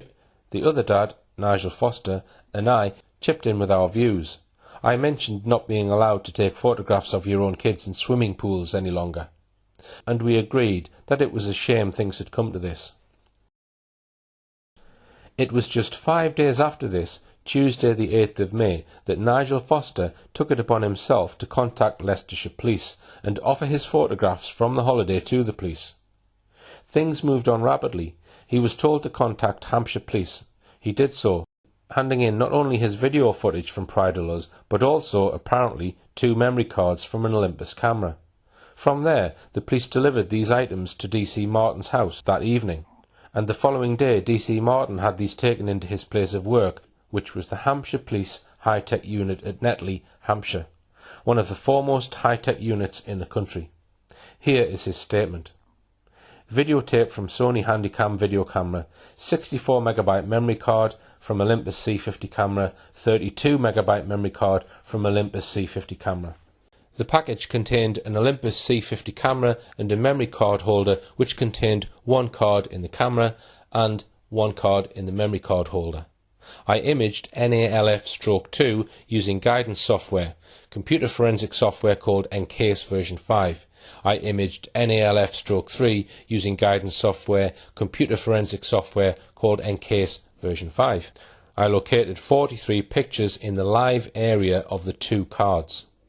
Using my forensic software, I was able to locate 73 picture files in the unallocated clusters which had been deleted and were no longer accessible to the camera user. I produced a report. I produced a compact disc SWM 301944 containing the pictures and a report SWM 3019-45. I have also copied the pictures and the folders they appear on the cards to the disc. On the face of it, the Olympus camera and the 2 memory cards would appear to belong to Nigel Foster, along with the video footage. To give it its full description, it was an Olympus Camedia C50 5MP digital camera, W/3x optical zoom electronics. One reviewer pointed out one of its distinct advantages, writing, "On the positive side, pictures are fantastic. I take this camera with me everywhere and barely have to make any adjustments for my picture taking. Also, the camera allows you to rotate the pictures and crop within the camera itself. It's great to have that capability before downloading to your computer, such a time saver." But a great deal of speculation surrounds this camera and the 2 memory cards. For example, this black and white photograph shows the majority of the Tapas 7 group of friends enjoying tea time together at the Paraiso Beach restaurant in Pride of Luz between 5:30 p.m. and 6 p.m. on the day Madeleine was reported missing. A Madeleine McCann researcher has been able to identify 5 of them. The person most likely to have taken this photo is Fiona Payne, husband of Dr. David Payne, who is known to be a keen photographer and is not in the shot. The photograph closely matches an image captured on CCTV by the restaurant owner at exactly 10 minutes to 6 that afternoon. Photographs like this one could be very valuable from an evidential point of view. So what other photographs were taken on that camera that day or that week? As I'll show in a moment, we don't know what has become of all the other photos that were no doubt taken by Fiona and David Payne and by the other members of the Tapper 7 that week. So, why were the two sets of photographs being analysed by two separate police forces? Let me look in a bit more detail at what happened to the video footage on Nigel Foster's camera. On Tuesday the 8th of May, and remember, this was only the 5th day after Madeleine had been reported missing, Leicestershire Police, as this report shows, sent this email to their opposite number in Portugal. Would you kindly permit an officer to visit Mrs. Foster? She has recently been on holiday to the Mark Warner complex and is in possession of video footage taken by her husband. It is understood that the footage is currently contained on their home computer. The allocated officer will need to review the footage, and all footage of the complex should be downloaded onto a suitable storage disk. Mr. Foster has indicated it probably only consists of a 30-second pan of the playground area / pool area / tapas bar. Mr. and Mrs. Foster are not technically competent to download the data. Please statement accordingly re-exhibit continuity. I have spoken to Mr. Foster this morning, and he has been advised that local officers will make contact with his wife. If possible, please send a copy to me for initial viewing in the incident room. We see here that all that is mentioned is video footage lasting about 30 seconds. There is no mention, however, of a memory card, no mention of a second memory card, and certainly no mention of a camera. So that still leaves the basic question unanswered.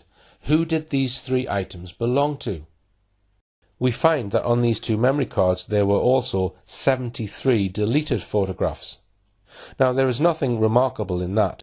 We all delete some of our digital photographs from time to time. But what is strange is DC Martin does not mention having tried to retrieve any of these deleted images. You would have thought that in a case as important as this, a young missing child, that he would say something about recovering those images. These two memory cards were, after all, being examined at the Hampshire Police High-Tech Unit in Netley. DC Martin says that he placed all the images on a disk. It appears he forwarded this disk to Leicestershire Police. One point I want to mention here, and I may develop in a later film, is the precise role of Leicestershire Police in this case. It came up in the Leveson inquiry, where one of the witnesses was Matt Baggott, the Chief Constable of Leicestershire Constabulary at the time Madeleine was reported missing. He was later promoted to run the police service of Northern Ireland. He made this remarkable disclosure to Leveson. On 8th of May 2007, Leicestershire Constabulary was asked to coordinate the UK response to assist the Portuguese inquiry on behalf of the UK Government and Association of Police Chief Officers. The gold strategy set on this date established that it was a Portuguese-led inquiry and that all actions comply with the requirements of Portuguese law, including their Judicial Secrecy Act. Due to the unprecedented media interest in the UK, a coordination group was set up on behalf of law enforcement agencies and government departments to coordinate the media interaction and ensure that a consistent stance was taken. This coordinating group was chaired by the head of corporate communications from Leicestershire Constabulary. That group has continued to meet as required since 2007. Due to the thirst for information from the media, every individual working in Leicestershire supporting the police investigation signed a confidentiality agreement. Messages were also disseminated to all staff to make them aware that even private conversations with friends could be reported on in the media. The confidentiality agreement was something that was put together by the Gold Group, who were running the inquiry as part of the UK effort, not by myself as Chief Constable. Bear in mind that if this Gold Group was established on Tuesday the 8th of May, someone at the highest possible level in the British government must have ordered this at least a day or two beforehand. At that time, Madeleine might well have been found, dead or alive, at any time. What possible urgent need was there for such an intense, high-level strategy group? And isn't the excuse of unprecedented media interest rather a feeble one for setting up this high-powered group? A similar excuse, the thirst for information from the media, was also used to gag anyone connected with the inquiry who had to sign an unprecedented confidentiality agreement warning them that any breach of confidentiality would result in being prosecuted under the Official Secrets Act. One Madeleine McCann researcher put in an FOI request simply asking which agencies were represented on this high-level gold strategy group. The reply in October 2014 came back. Leicestershire Police can neither confirm nor deny that it holds the information you requested, as the duty in Section 11A of the Act does not apply by virtue of the following exemptions: international relations, investigations, law enforcement. Section 27 recognises that the effective conduct of international relations depends on maintaining trust and confidence between governments. If the United Kingdom does not maintain this trust and confidence, its ability to protect and promote UK interests through international relations will be hampered, which will not be in the public interest. So, unable to even confirm or deny whether they even had information about which agencies were represented on that all-important strategy group, I would take an educated guess that government security agencies were well represented on that group.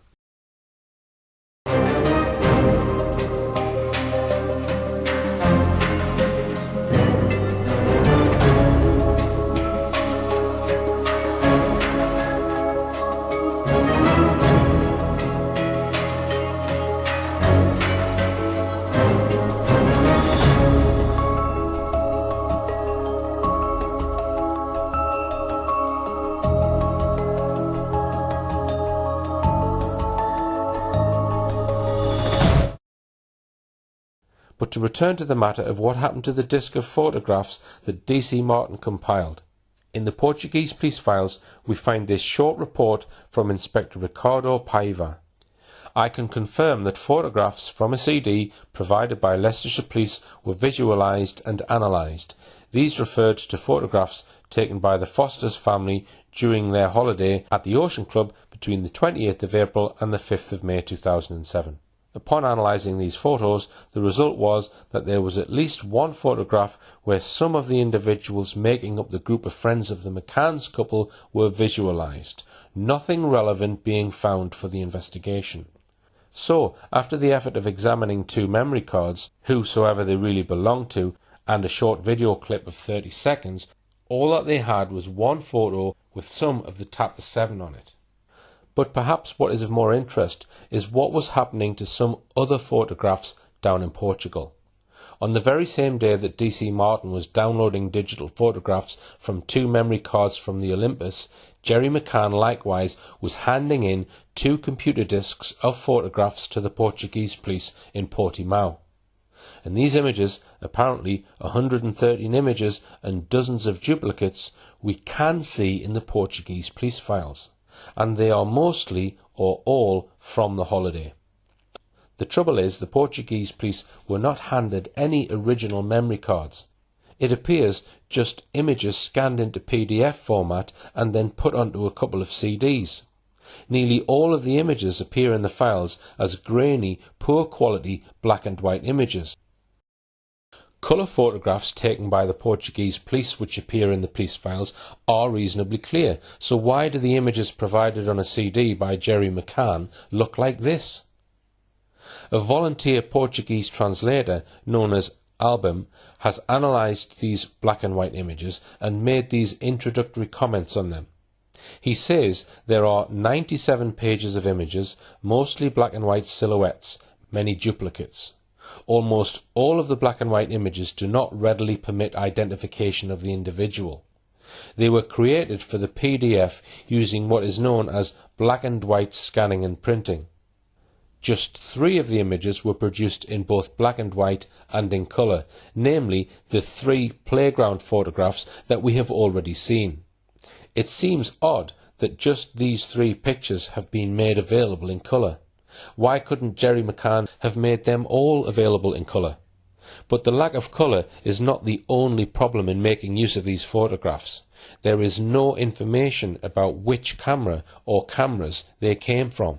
A Portuguese police officer, Ricardo Paiva, simply states the following: "On this date, Tuesday the 9th of May, I state that the photographs contained on the 2 CDs delivered to this police force by Gerald McCann and Michael Wright have been visualised and analysed. Some of them are from the holiday period that the McCann family spent at the Ocean Club in Praia de Luz, beginning on the 28th of April 2007. The visualisation and analysis of these images that was carried out reveals that there are several photographs of interest to the investigation in which it is possible to visualise Madeleine McCann, nor are these photos accompanied by any details of the times they were taken or even the dates, information which certainly might be able to help in their detective work. Were Jerry McCann, Michael Wright and Alex Wolfel engaged in a deliberate operation to give the police as little information as possible, whilst at the same time appearing to be as helpful as possible? Elsewhere, Portuguese Police Inspector Hugo Ferreira states this: "I am pleased to inform you that today we were given photographic stills taken during the holiday period in Portugal from the 28th of April by the English families that composed the group that Madeleine Beth McCann was with, so that they can be annexed to the process files."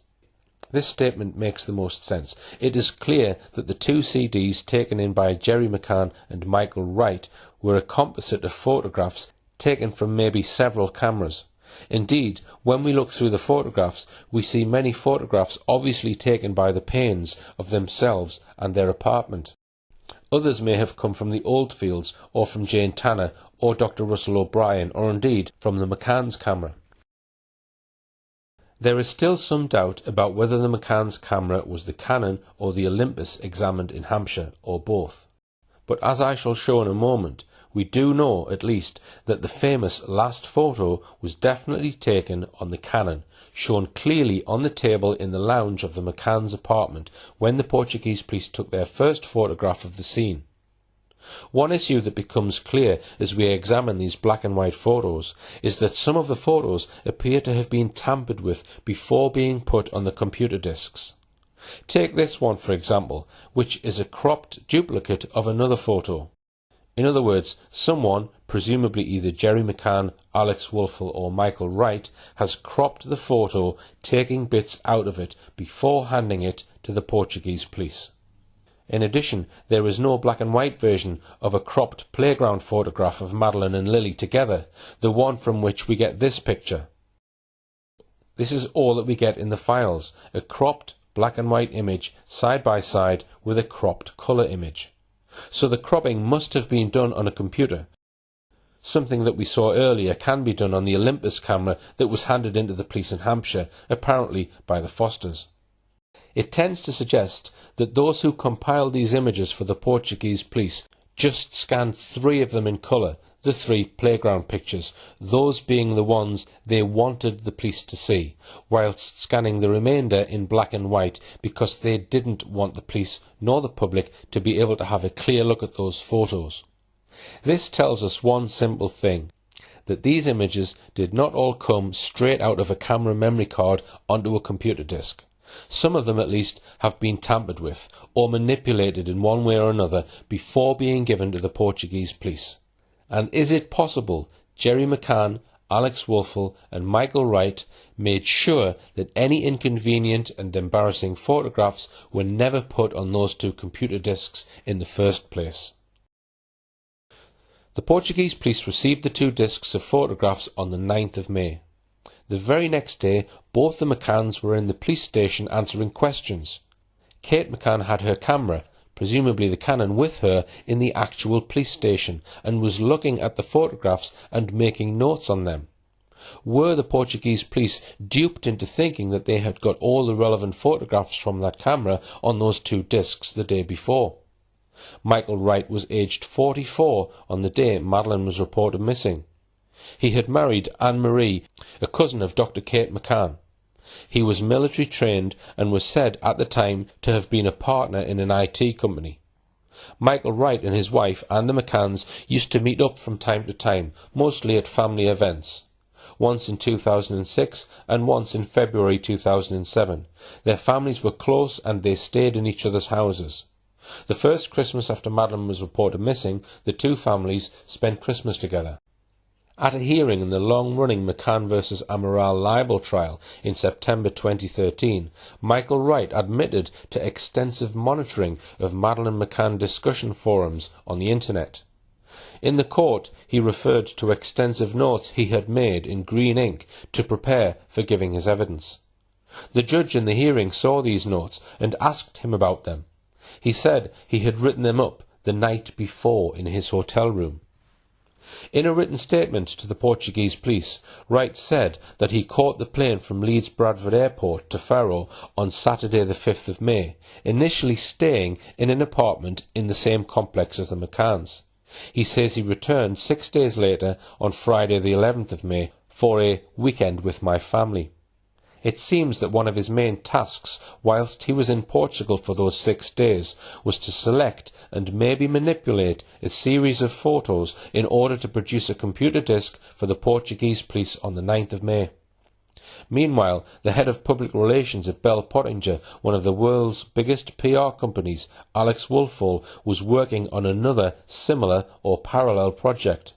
He was also helping Jerry McCann with photographs in his camera, as this report in the Times on the 6th of October 2007 informs us.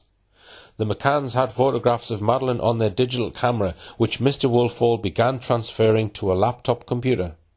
I said to Kate, let's try to identify pictures where her face is visible. Downloading the images was a very difficult process for them. It was upsetting. Mr. Woolfall transmitted the photographs to the Press Association in London, from where they were distributed to the media. The portfolio included the now famous image of Madeleine wearing a hat on a tennis court. That's the so-called tennis balls photo, by the way. So that article in the Times made things very clear. PR man Alex Woolfall had access to Jerry McCann's camera and memory card and was transferring the photos onto a laptop computer. And of course, if he was transferring them, he could at the same time have been deleting, amending or cropping some of them. So, exactly when was Alex Woolfall transferring these photographs from the McCann's camera to the computer? He maintained that he flew there on Saturday the 5th of May, but in fact the flight records show that he travelled there on Friday the 4th of May, the very day after Madeleine was reported missing. Why did he have to be there the very next day? A senior member of one of the world's most prestigious PR companies. Madeleine could even have been found during this flight to Portugal. Why did he rush over there? What was his mission exactly? Why did the top man have to go? Why couldn't one of the more junior staff fly out there? And how exactly could any public relations officer search for Madeleine? The Times article told us he was transmitting photographs to the Press Association. And we now know that one of the first photographs he transmitted on Saturday the 5th of May, according to the data, was the controversial tennis balls photo that we looked at earlier. It seems clear also that Woolfall was behind the sending of this photo to the Press Association on Friday the 4th of May as well. That was certainly quick work if he had only just arrived there that day.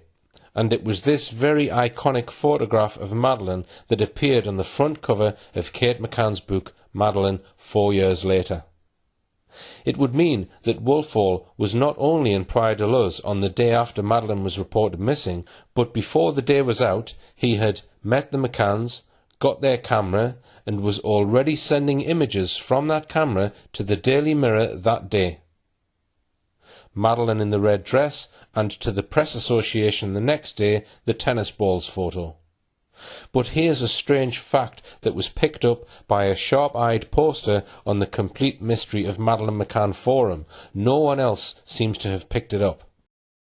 Here's a new report that appeared in the magazine PR Week, the public relations rag for the public relations officers.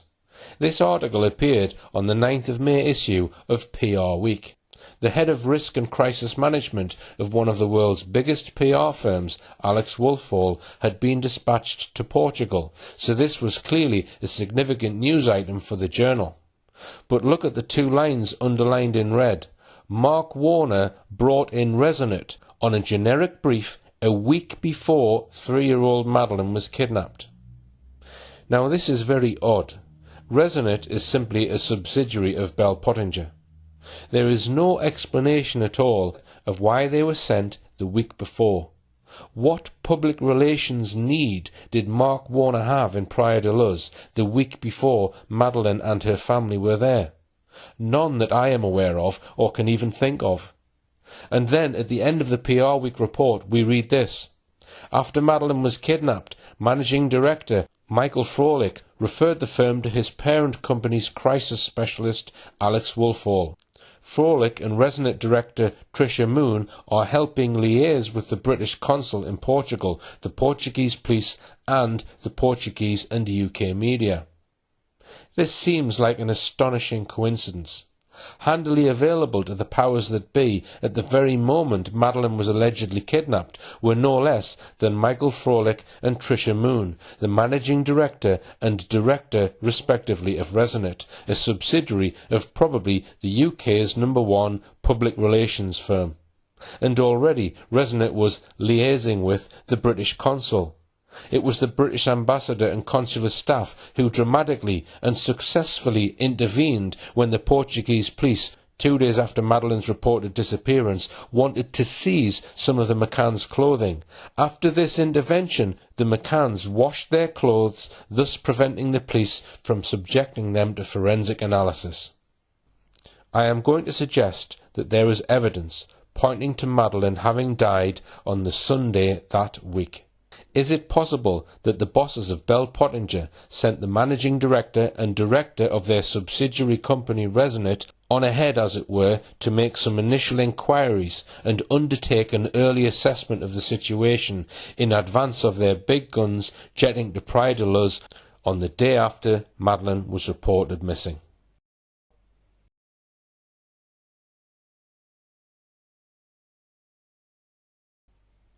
I want now to look at the very important subject of why it took a whole 3 weeks to publish the evocative last photo of Madeleine.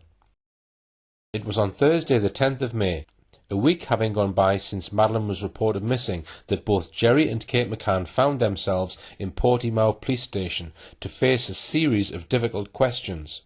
On that occasion, Jerry was detained for 13 hours. His friend, Dr. Matthew Oldfield, was also interviewed that day, and obviously put under great pressure by the police. He was described as almost hysterical in the interview. Jerry McCann heard him shouting and crying.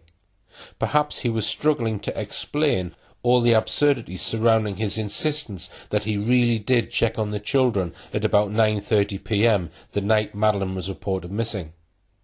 That day, the 10th of May, Kate sat in the waiting area for 8 hours before being told that it was too late for her to be interviewed that day. But she also told us this. I made use of the long wait I anticipated by sitting down with a notebook, pen and my camera containing the dated photographs of the holiday and trying to write a detailed account of everything that had happened the week before. So here she gives a clear indication that, so she says, all her images had a date stamp imprinted on them. She makes sure the word dated is in there. Meanwhile, Jerry McCann, during his police interviews, said apart from those 2 discs that he and Michael Wright had handed in the day before, he had no others in his possession.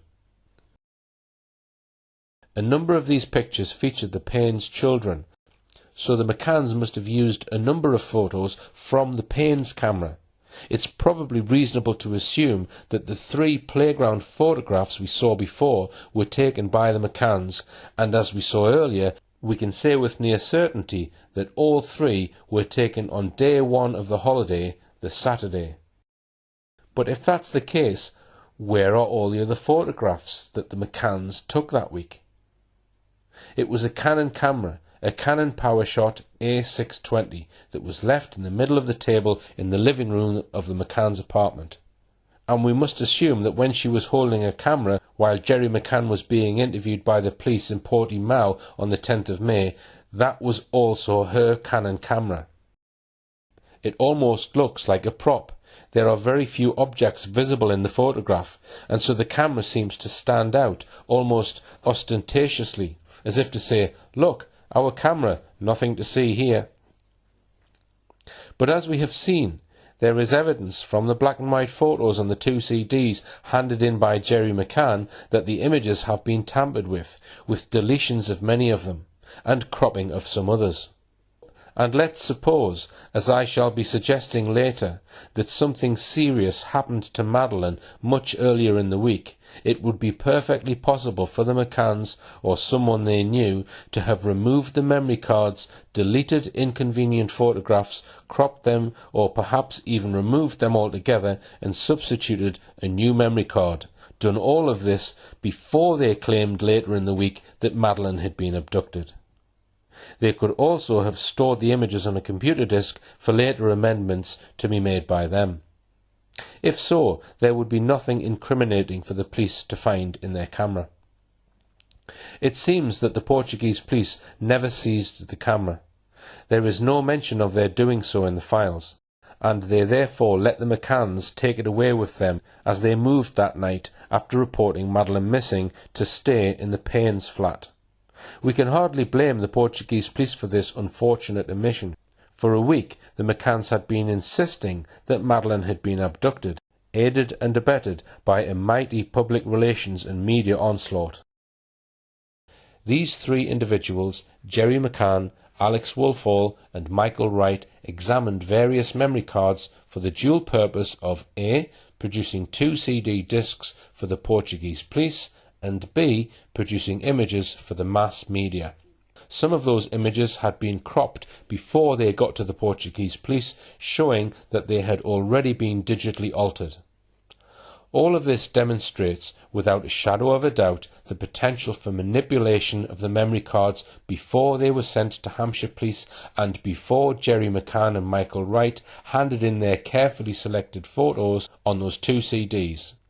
Inconvenient photographs could easily have been deleted, cropped, or even photoshopped, so as to attempt to confirm the McCann's account of events that week. And what do we make of this part of Jerry's statement on the 10th of May, when Kate was also in the police station, Canon camera in her hand? The witness fully confirms the statements made previously at this police department on the 4th of May 2007, being available to provide any further clarifications. Asked, he clarifies that, apart from the personal photographs already delivered by him to the police authorities after the disappearance of his daughter Madeleine, he has no others in his possession. He adds that it is his wife Kate who usually takes pictures. He does not recall taking any pictures during this holiday at night. This is an outright lie.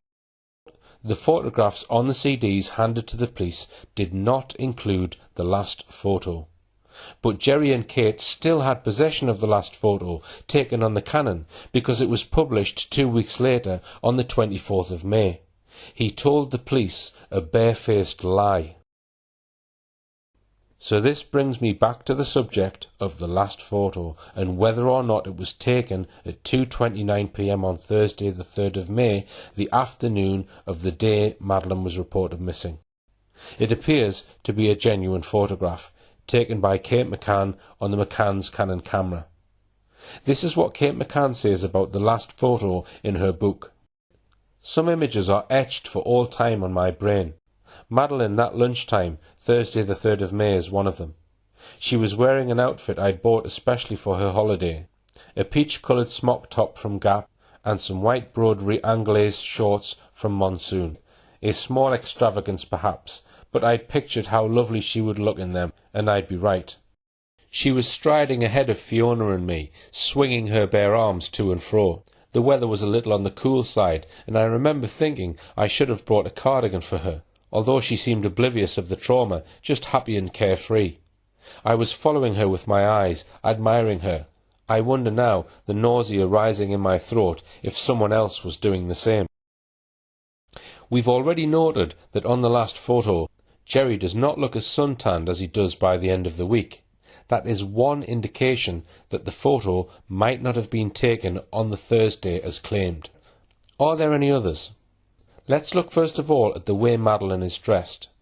The most obvious feature is her pretty pink one-piece dress. As one observer remarked, it looks like she is in her Sunday best. What was Madeleine allegedly doing that Thursday morning? It is claimed that on Thursday morning she had been sailing with other members of her group. It seems unlikely that she went to the creche that morning dressed in the pretty pink dress if she was going to go sailing. If she did not, then in order for her to be photographed in the dress at 2:29 p.m, the McCanns must have gone back to their apartment and changed her for the afternoon into that dress. But let's move on to a much more significant area of concern, namely the weather on the day that photograph was taken. If we look at the photograph, we see very short shadows. The sun was at its highest that time of year around 1:35 p.m. The photograph was probably taken within 1 hour of that time. The last photo is said to have been taken at 2:29 p.m. So the shadows, at least, are consistent with what the McCanns say about this photograph. The shadows show us that it was a sunny day at the moment the photo was taken. Let us also consider these 6 points. 1. Jerry McCann is dressed in a t-shirt and shorts. 2. He is wearing sunglasses. 3. There is a sheen of perspiration visible on his forehead. 4. The children are both wearing sun hats. 5. Jerry McCann's feet are in the pool, which Kate described in her book as very cold. 6. There is no obvious sign of any cooling breeze in the picture. Some might say this picture could have been taken in a few moments of sun on an otherwise cloudy day. But with Jerry coming out to the pool with his sunglasses on, in his shorts, and with perspiration on his brow, it is surely likely that this was a very warm day with plenty of sunshine. So how does the weather at the beginning of the McCanns' holiday week compare with the weather on Thursday, the day Madeleine was reported missing? Let's have a close look. Here we have a chart showing the weather records for Praia de Luz on the Thursday. We can also see the same weather pattern for the week as a whole if we look at this weather chart. If we look at the top of the chart, we see the temperatures up to 21 degrees C, that's 70 degrees Fahrenheit, on the Saturday and Sunday. Then they fall away for the rest of the week, until once again the temperatures slowly begin to rise again at the end of the week. If we now look at the bottom of the chart, we see that on Saturday and Sunday there is no cloud cover at all, whilst from Monday onwards we see a great deal of cloud. They show that in the Thursday there was about 50% cloud cover from dawn, rising to nearly 100% cloud cover by the early afternoon. The temperature chart shows us that the temperature on Thursday rose from a cool 13 degrees C, 55 Fahrenheit in the morning, to just 17 degrees C, 63 Fahrenheit around midday, when the photo was supposed to have been taken, and then to 19 degrees C, 66 Fahrenheit in the afternoon.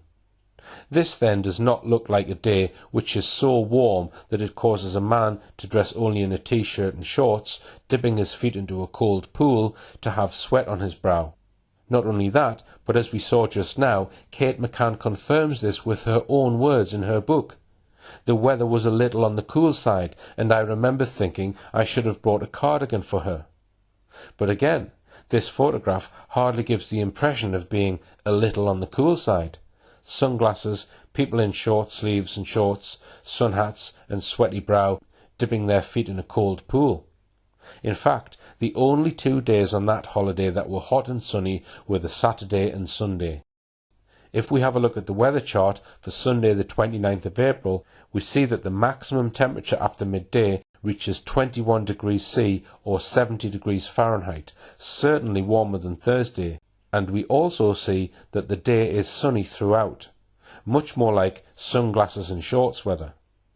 One well-respected Madeleine McCann researcher, a retired former police superintendent, has collected dated photographs to show exactly how the weather changed on the Monday of that week. Here are 3 photographs taken from almost the same place on Saturday, Sunday and Monday respectively.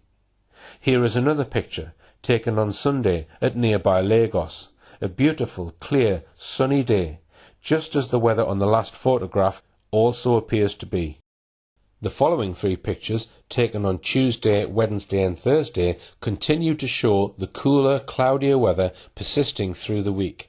The change from the sunny weather of Saturday and Sunday to the cloudier, cooler, wetter airstream which reached the Algarve during the Monday is clear. Compared with the photographs we saw earlier from Sunday, the photos from Tuesday, Wednesday and Thursday all show a much greater amount of cloud cover and evidence of a cooling wind.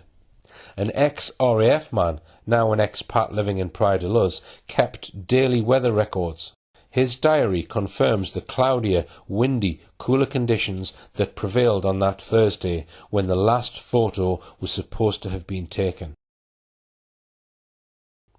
As most of you watching this film will be aware, there are hundreds, indeed thousands of people who discuss the disappearance of Madeleine McCann in depth on various websites, forums and blogs. Some of these people are experts in their field, and I'm going to now quote from one of them, a retired former police superintendent who has studied the case in depth and even written an e-book on the case, available on Kindle. This is part of his professional opinion on the last photo. On the first full day of a family holiday, children and adults are dressed in their new holiday clothes. Everyone goes out to explore the resort. They look at the pool, find the supermarket and generally get their bearings. And above all, if it is a fine sunny day, they take photos of the area, of the pool, of new and unaccustomed flowers and plants, cactuses, bougainvillea, and they take lots of photographs of their children, because you never know when it might turn cloudy or rain.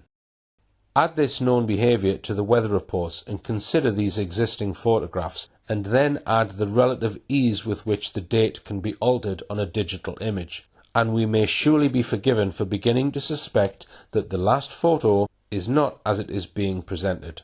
Both Saturday and Sunday, the only 2 warm and sunny days that week, seem the probable days on which the last photo was taken, but the McCanns and their friends did not arrive in Praia de Luz until 3 p.m. on the Saturday, which rules out that day.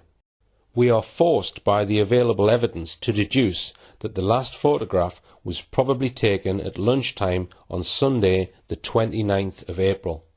Moreover, the retired former police officer goes on to make these very valid points. Again, I quote, "If, and only if this is correct, it gives rise to some serious concerns.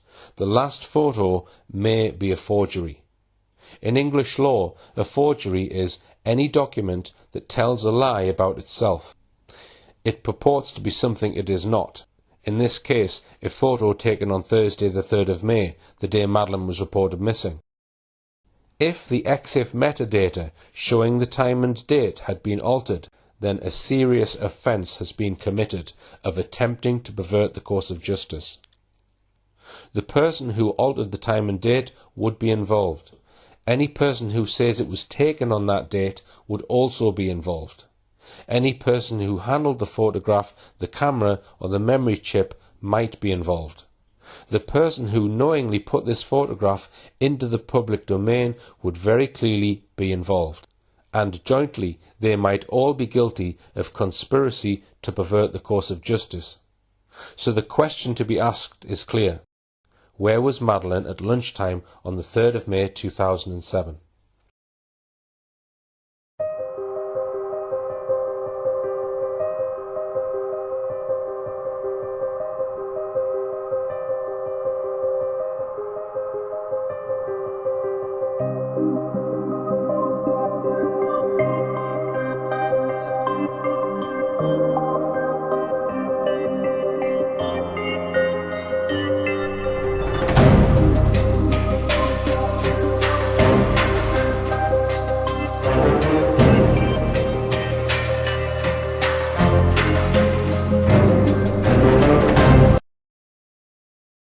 I have examined the last photo, the one on the McCann Files website, myself, McCann Files is the best known and best used internet library on the case.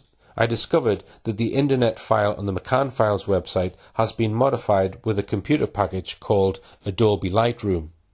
Lightroom is certainly capable of changing the metadata, but this doesn't prove much. It may have been loaded into Adobe Lightroom and saved before it was received by McCann Files. What I can say, however, is that changing the date on a digital camera image file can certainly be done easily in the hands of someone familiar with digital camera technology. If someone wanted to alter the metadata on some of the photographs on their camera, they would normally have to go to someone familiar with how to do it, a camera expert. So, how and when was the last photo released to the general public? This appears to be the sequence of events. Thursday the 3rd of May, date Madeleine was reported missing. The last photo was presumably on the Canon memory card. McCanns decide to issue a photo of Madeleine taken about a year ago. Several other photos are released to the media in the next few days. Sunday the 20th of May, Jerry McCann flies to England. During his visit, he was obliged to obtain any item from his house with Madeleine's DNA on it. He found a pillow, and Leicestershire police took a swab of DNA from it. Monday the 21st of May, meetings in London. On the Monday, he had extensive meetings with top British police officers and with Jim Gamble, the head of the Child Exploitation and Online Protection Centre. Those meetings are not really the subject of this film, but they are a topic I hope to return to in the future. Tuesday the 22nd of May. Jerry McCann says he met Tony Blair's chief media spinner Clarence Mitchell, the head of the media monitoring unit at the Central Office of Information, for the first time. Later that day they travelled to Portugal together. Also on Tuesday the 22nd of May, on the very same day, Jerry McCann's sister, Philomena McCann, also flew to Portugal to join the McCanns there. She had left her home in Ullapool, Scotland, and flown from Glasgow Airport to Portugal to join her brother, Jerry McCann. Now that might be significant because her husband, Tony Rickwood, is a camera expert and highly experienced photographer and photoshopper. His photoshopping work came to light on the DeviantArt website, which hosts all kinds of unusual and deviant digital art and photography. In Rickwood's case, some of his pictures were produced as a result of his fetish for what is called quicksand fetish art, that is, photoshopped pictures of women, sometimes naked, drowning in water, mud or quicksand. I pose this question. Whilst Jerry McCann was back in England from the Sunday to Tuesday that week, could he have met with or communicated with his sister Philomena McCann and her photoshopping husband Tony Rickwood, given him the memory card from the Canon camera, or sent them a copy of the original file, and asked him to simply alter the date the last photo was taken? Thursday the 24th of May. The last photo was released to the public via the Press Association. The last photo, however, was not amongst the mainly black and white photos on the 2 discs handed to the Portuguese police by Jerry McCann and Michael Wright. Why ever not? Why did they mislead the Portuguese police by not showing them this photograph? Why was it not used to produce those very first pictures of Madeleine that were released? And why did it take 3 weeks to release it? Why was it only released barely 24 hours after both Jerry McCann and his sister with the photoshopping husband arrived by plane in Portugal late on Tuesday evening, the 22nd of May? And so, finally, I ask, is 2:29 p.m. on Thursday the 3rd of May, the date Madeleine was reported missing, the true time that photograph was taken or not? So, having examined a variety of evidence, including the high possibility that the last photo was taken on Sunday, and it seems to me there are no confirmed photos of Madeleine being alive after Sunday, what other evidence do we have, if any, that Madeleine was alive for the rest of the week? The evidence can be summed up as follows. 1. The evidence of the McCanns. 2. The evidence of their tapas 7 friends. 3. The evidence of third parties. such as staff of the Ocean Club and other guests there that week. 4. The evidence of Mrs. Pamela Fenn, a lady who lived in a flat above the McCanns, who said she heard crying between 10:30 p.m. and 11:45 p.m. on Tuesday the 1st of May. And 5. The creche records, which purport to show that Madeleine attended the creche every day that week.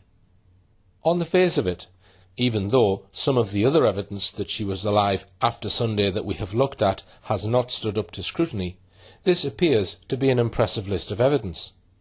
But let's examine just how impressive it is. I'm going to focus first of all on the evidence of third parties that week. Then I'm going to look at some interesting aspects of the McCanns' conduct that week.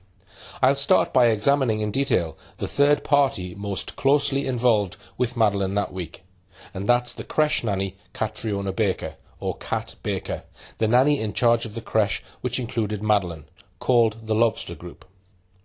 This group met in a small room on the first floor of the main Ocean Club reception. It was for a small group of children aged between 3 and 5. Their names were Jessica B., Alexander M., Madeleine McCann, Elizabeth N., Ella O'Brien, daughter of Russell O'Brien and Jane Tanner, Tia P., and William T. So just 7 children, 2 of whom highlighted were Madeleine and Ella, the daughter of Jane Tanner and Russell O'Brien. Creche nannies are usually hired from many countries for the season. In Cat Baker's case, in one statement, she says she had many years' experience, and in another, just that she'd been employed by Mark Warner at the Ocean Club in the 2006 season. She was engaged again in 2007 from Saturday the 21st of April, just 1 week before the McCanns and their group of friends arrived. It seems she made a simple mistake earlier by saying she was contracted from the 21st of March. She was only 20 years old in 2007 and had apparently studied at an English university for a period.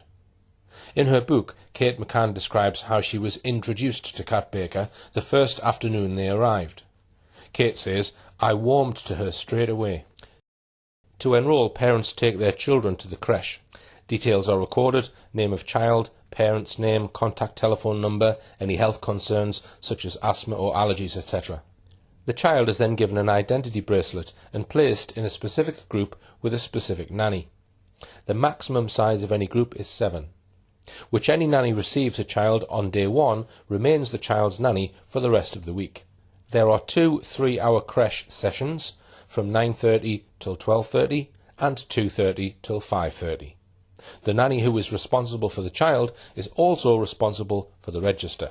Mark Warner stipulates that parents must sign the children in and out of the creche, giving the time of day they have done so. Madeleine was in Cat Baker's Lobsters group, so the lobster creche records were obtained by the police after Madeleine was reported missing. This is what they look like.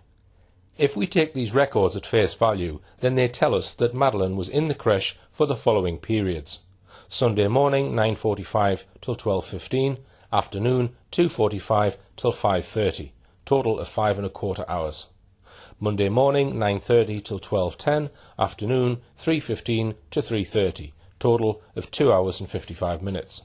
Tuesday morning 9:30 to 12:20, afternoon Madeleine was left at the creche at 2:30 p.m, no time of collection shown.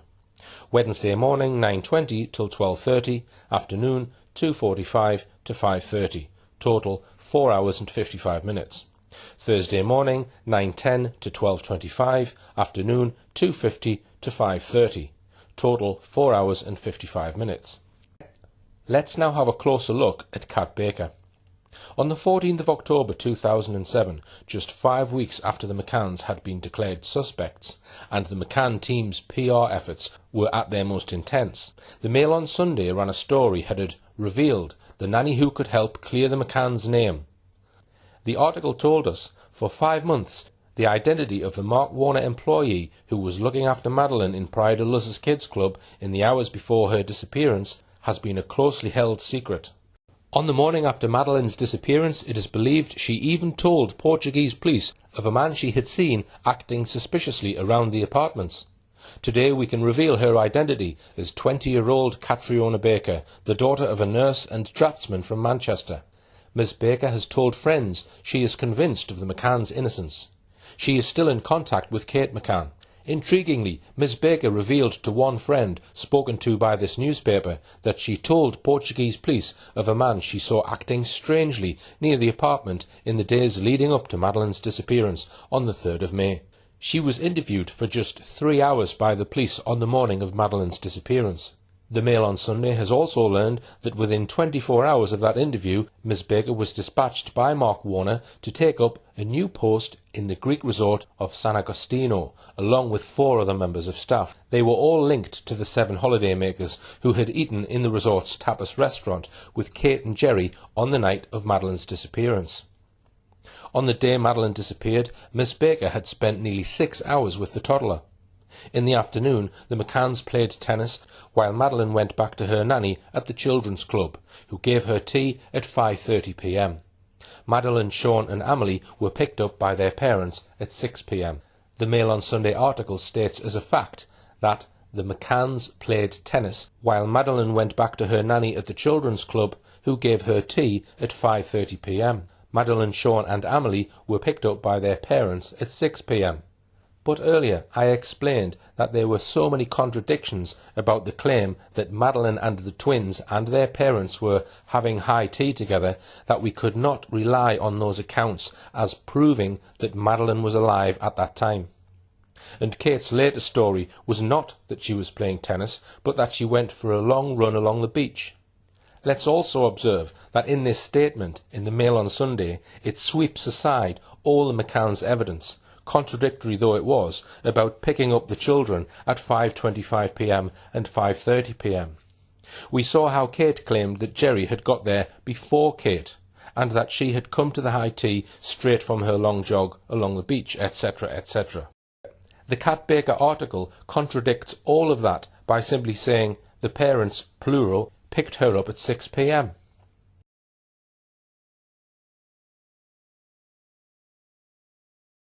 Another interesting feature of the Mail article is the claim that Kat Baker saw a man acting suspiciously. The Mail article tells us that Kat Baker had spoken to a friend who then spoke to the Mail on Sunday. According to the Mail, she was said to have told the Portuguese police of a man acting strangely near the apartments in the days leading up to Madeleine's disappearance. This is, of course, classic hearsay evidence. Spoke to a friend, spoke to a newspaper. But now let's look at what she actually told the Portuguese police at the time when she made a statement to them on Sunday the 6th of May, just days after Madeleine's reported disappearance. We might bear in mind here that what she says was translated into Portuguese by the controversial Robert Murat, acting as an English-Portuguese translator. Here is her statement. Questioned, she responds that since she has been working with the little girl, it has seemed to her that the parents were attentive to their daughter, given that they asked what Madeleine had done in the creche, and that they even accompanied Madeleine a few times in certain outside activities. Concerning the little girl, she states that she was an active and sociable child. Only on the first day was she more reticent within the group. The informant reports that during the time that Madeleine was entrusted to her care, at no time did it seem to her that the little girl was sad or unhappy, and she never made any comment about being cross, sad, or discontent about anything. She also reports that she was an obedient child who never wandered from the group and who never spoke to strangers. When asked, the informant responds that it was always the parents who brought Madeleine and fetched her from the mini-club. Let's just note what she says in this paragraph about whether she saw anyone suspicious. When questioned, she responds that in the course of her work on the company's premises and outside, as described above, she has never noticed anyone in particular or suspicious watching the children with whom she was working. She did not notice anyone taking photos of the children, and notably of Madeleine. She states that she never heard her colleagues refer to such things either.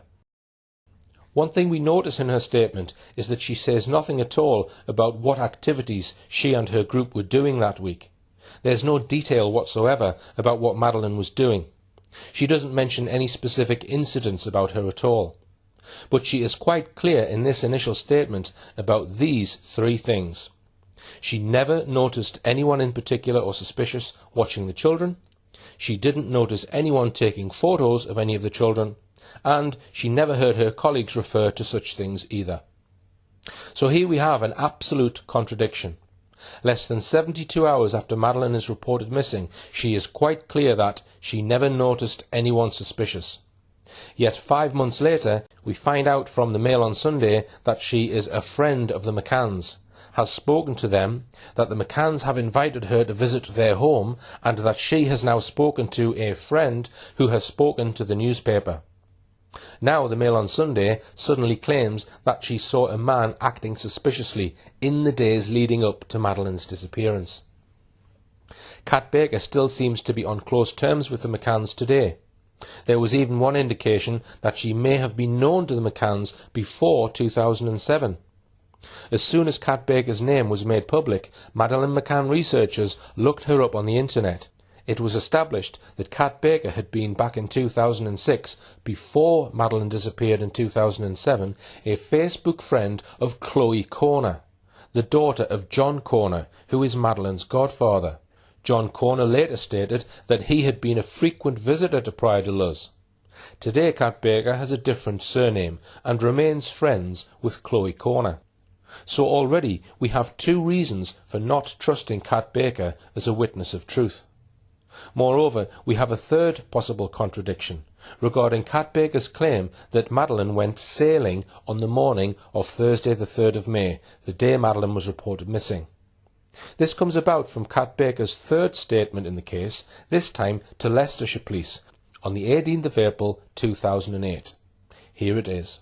I got to know Jerry and Kate McCann on the Sunday morning, 29th of the 4th 2007, in the Minis Club. They brought the children, and as it was their first day of holidays, the normal procedure was that they were allocated a childcare worker. I visited the family in their home, at their invitation, to see how they were getting along in November 2007. On Thursday the 3rd of May 2007, I remember Jerry having accompanied Madeleine to the club between 9:15 and 9:20 that morning. I do not remember who came to pick her up for lunch, but after, she returned in the afternoon for a dive/swim. On this day I remember that we sailed and I saw friends of the McCanns on the beach. Around 14:45, Madeleine returned to the Minis Club on top of the reception, but I do not remember who accompanied her. This afternoon we went swimming. Kate went to get Madeleine from the tapas bar area, and according to what I remember, she was wearing sporting clothes, and I assumed she was participating in some form of athletics. It was around 15:25 to 1800. I think that Jerry was playing tennis. There was one occasion on Thursday the 3rd of May 2007, around 10:30 in the morning, where she cried at the launch of the yellow safety boat in the ocean where all the children were sailing. She was scared and fearful and cried on my lap, "I am scared, I am scared." We only used the launches to transport the children to the small yellow boats. When we returned to the other boat, she was happy again. She sailed in the small boat, and even though some children had the opportunity to return to the port, she stayed for a second time in the small boat as she appeared to be having a good time. Looking in more detail at her statement, she told the police that during the first 2 days, Sunday the 29th and Monday the 30th of April, the children played and did activities in the sand. On Thursday, she says, they sailed to the next beach in the morning in a small yellow catamaran. On the 10th of May, 7 days after Madeleine was reported missing, Inspector Pino and a colleague asked Kat Baker to accompany them on a reconstruction of what supposedly happened that previous Thursday morning.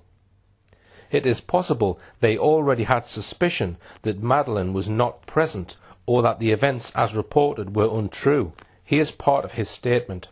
Today, 10th of May 2007, accompanied by Geo Barreras and Catriona Baker, the nanny responsible for the missing minor, we retraced the places and times at which they left the resort to go to Praia de Luz.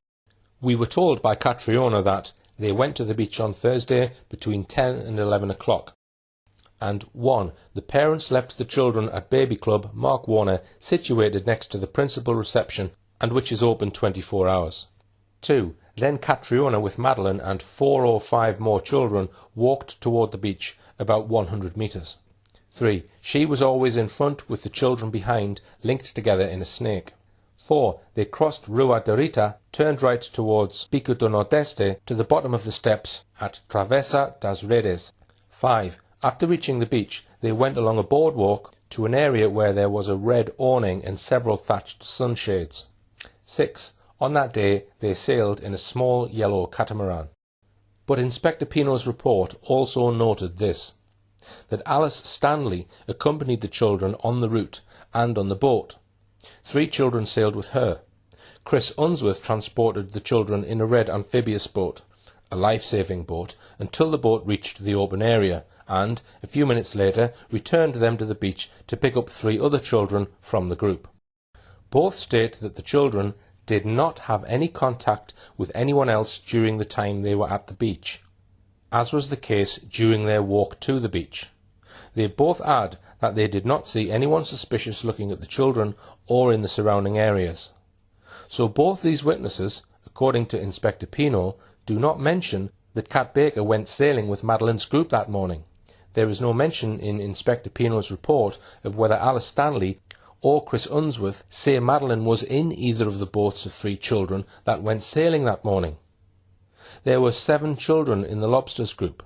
It looks like the other 6 children in the group all went sailing in 2 boats of 3 each, but that Madeleine perhaps not. In plain terms, then, it appears from these statements that Kat Baker, or the friend who spoke to the Mail on Sunday, may have fabricated claims about Madeleine going sailing that morning. Also, Kat Baker made the claim that all the children were required to wear identity bracelets while being looked after that week. But there were no ID bracelets photographed on any child that week before the 3rd of May, the date Madeleine was reported missing. In her first statement to the Portuguese police in May 2007, she told them, "I have been in Portugal since March the 21st of this year, and this is my first visit to the country. My contract started on the 21st of March 2007. Earlier, she said, the 21st of April, which may have just been a simple mistake, and ends on the 7th of November 2007. But 1 year later, talking to Leicestershire Police on the 18th of April, she contradicted herself. She said, "I work in childcare. I was contracted by Mark Warner in June of 2006. The first time I went to Portugal was the 21st of March 2006, where I worked as a childcare worker in the Ocean Club village, Praia de Luz. I went to a work interview and was contracted for 1 year by Mark Warner in June of 2006. Why, when first questioned, did she not mention having worked in Portugal the previous year?"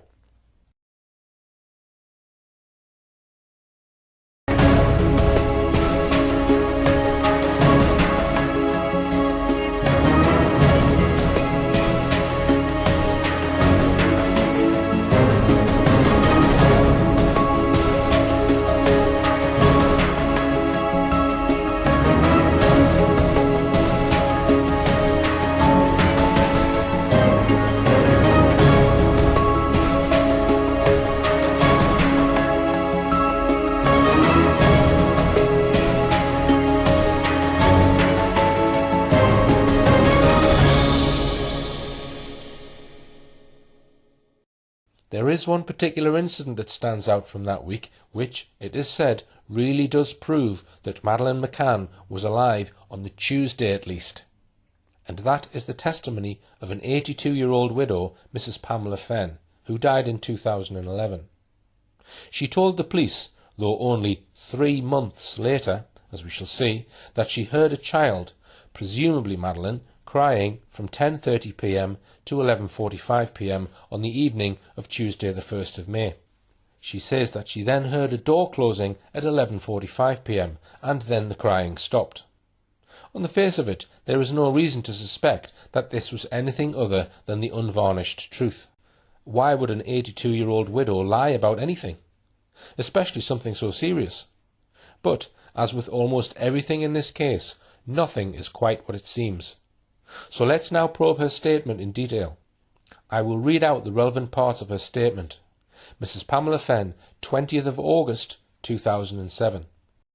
She has lived in the apartment since 2003. She also refers to the day of the 1st of May 2007, when she was home alone. At approximately 22:30 she heard a child cry, and that due to the tone the crying seemed to be a young child and not a baby of 2 years of age or younger. That night she contacted a friend called Edna Glynn, who also lives in Pride of Luz, after 2300 hours, telling her about the situation, who was not surprised at the child's crying. On the 3rd of May she received a visit from her niece Carol during the morning, who said that when she was on her terrace she saw a male individual looking into the McCanns' apartment. She claims, however, that a week previously she was the victim of an attempted robbery, which was not successful, and neither was anything taken, thinking that the crying of the child could be linked to another attempted robbery in the residence. So there are 3 elements to her story. 1, she says she heard a child crying for 75 minutes continuously on Tuesday the 1st of May, 2 days before Madeleine went missing. 2, she says she was burgled in the week before Madeleine went missing. And 3, she says on the day Madeleine went missing, her niece, Carol Tranmer, visited her and happened to see a man peering suspiciously into the McCanns' apartment. But first, let's notice when she makes her statement. She does so on the 20th of August 2007. That's over 3.5 months, or 111 days since the date she says she heard the crying on Tuesday the 1st of May. So exactly how did Mrs. Fenn's statement, with its dramatic news of a burglar, a suspicious man, and a child's crying for 75 minutes come about? By looking at the lead-up to it, this will help us to form a view on whether Mrs. Fenn was telling the truth or not. Newspaper coverage about Mrs. Fenn in several British newspapers suddenly broke on Saturday the 18th of August 2007. It's strange that the story broke 2 days before she gave her statement to the police. This is what the Sun told us.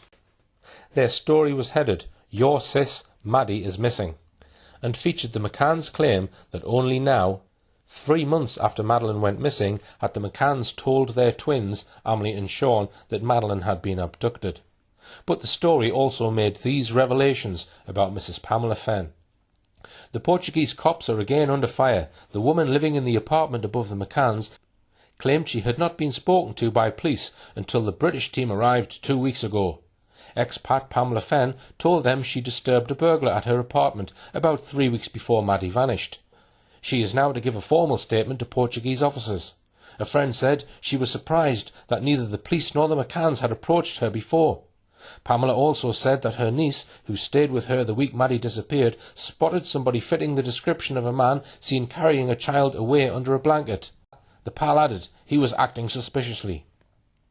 I have no doubt that the so-called friend mentioned in this story is none other than the McCann's official PR spokesman, Clarence Mitchell, whose job at the time Madeleine was reported missing was the head of Tony Blair's propaganda machine, the Media Monitoring Unit at the Central Office of Information.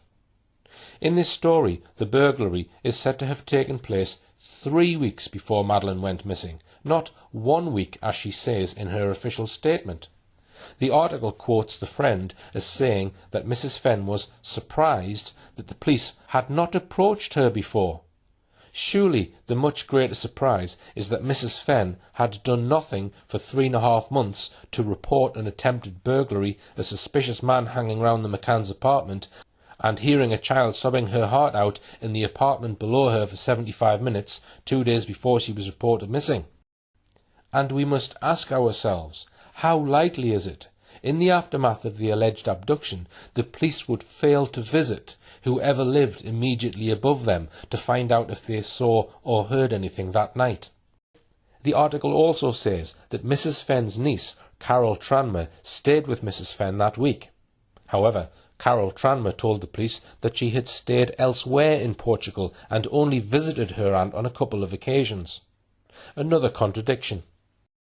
Mrs. Fenn's niece, Carol Tranmer, later said that the man she said she saw fitted the description of a man carrying a child away under a blanket.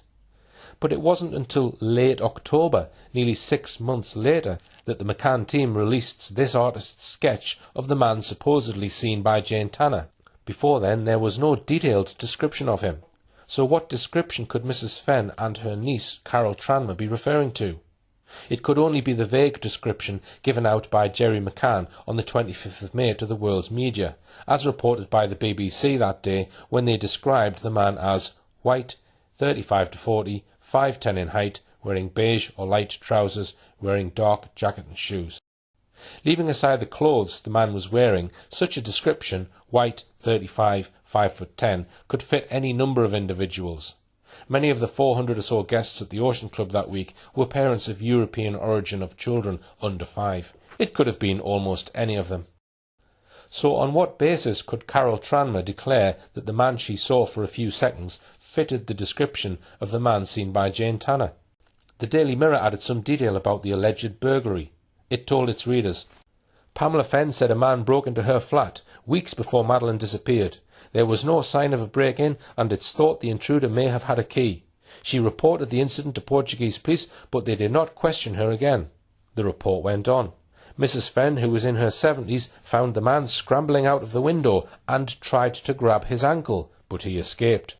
Whether Mrs. Fenn did report this incident at the time to the police is a moot point. I am not aware that they have confirmed that Mrs. Fenn reported this to them. In any case, if one looks at all the reports about whether Mrs. Fenn did or did not report this to the police at the time, it is very confusing. One version is that she didn't report the incident at the time, another is that she never reported it at all, another is that she never reported it all, yet one more says that, because nothing was stolen, she thought it unimportant, whilst a fourth, contradicting all the others, said she was beside herself with fear and contacted the police. These inconsistencies do not inspire confidence in Mrs. Fenn as a witness of truth, or at least those reporting what she said. But now, how credible is this statement? Found the man scrambling out of the window and tried to grab his ankle. Especially when we see how far Mrs. Fenn's windows were above the ground level. And also considering that Mrs. Fenn was 81 years old at the time, not in her 70s, as wrongly stated in some newspaper reports. The drop from the window of the flat to the ground must be 12 to 15 feet, meaning that he would have likely to have suffered injury if this story is true. But she says nothing about what happened to him after he scrambled out of the window. Did he run off? Did anyone else see him jump and report it? And did she really try to grab his ankle? Did she nearly catch him with her outstretched arm as he was in the very act of leaping out of the window? The Mirror report continued. Mrs. Fenn's information only resurfaced after British police reviewed the case 2 weeks ago. Mrs. Fenn will now be formally interviewed for the first time on Monday. The timing of all these newspaper reports is of great interest. It was in the first week of August that the 2 Springer Spaniels used by top police dog handler Martin Grime alerted to the scent of a corpse and blood in 17 different locations, in their apartment, on their clothes, and in their hired car associated with the McCanns. As is clear from Kate McCann's book Madeleine, the McCanns were in a state of panic at this time. I suggest that these stories about Mrs. Fenn were planted in the British media in a fresh attempt to deflect from the disturbing leaks coming from the Portuguese police about the scent of a corpse, and about cadaver odour being found in the McCann's apartment and in the hire car. Did these articles serve an ulterior purpose? If Mrs. Fenn's story about the crying incident was right, then that would surely prove that Madeleine was still alive on the evening of Tuesday the 1st of May, which is part of the McCann's version of events. The Mail on Sunday followed up these stories the day after by claiming that the under-fire Portuguese police are preparing to take a fresh look at reports of 2 earlier break-ins in the apartment block where Madeleine McCann and her family stayed. Both burglaries, the Mail said, one in the apartment directly above the McCann's flat, are understood to have happened 2 weeks before the McCanns arrived in Praia de Luz. So now we have this burglary occurring 1 week before the McCanns and Madeleine were there, then 3 weeks, and now 2 weeks. You would think that if they were going to invent a burglary or two, they would have agreed beforehand on an actual date. The Mail on Sunday also gave us this new account of what Mrs. Fenn said happened when a man attempted to burgle her. They reported Mrs. Fenn scared him off. She told friends she heard a noise as she watched television and found a man escaping through her bedroom window. Her niece, who was staying with her, also saw the man. This is different from earlier accounts in 2 respects. One, her niece Carol Tranmer is now, for the first time, said to have been present and witnessed the burglary. 2, there is now no mention of Mrs. Fenn trying to grab the man's ankle. There was no suggestion or evidence that Mrs. Fenn's flat had been broken into by this man. He is said to have either walked in through an unlocked door, or he had a key or swipe card that would enable him to enter. Why on earth would he choose to dive out of a window 12 feet or more above the ground when he could have simply walked or run back out of the apartment door? The whole story seems questionable. But then, in yet another version of this event, the man is said to have either broken in or climbed in through the window. The British media reports about burglars in Pride of Luz continued.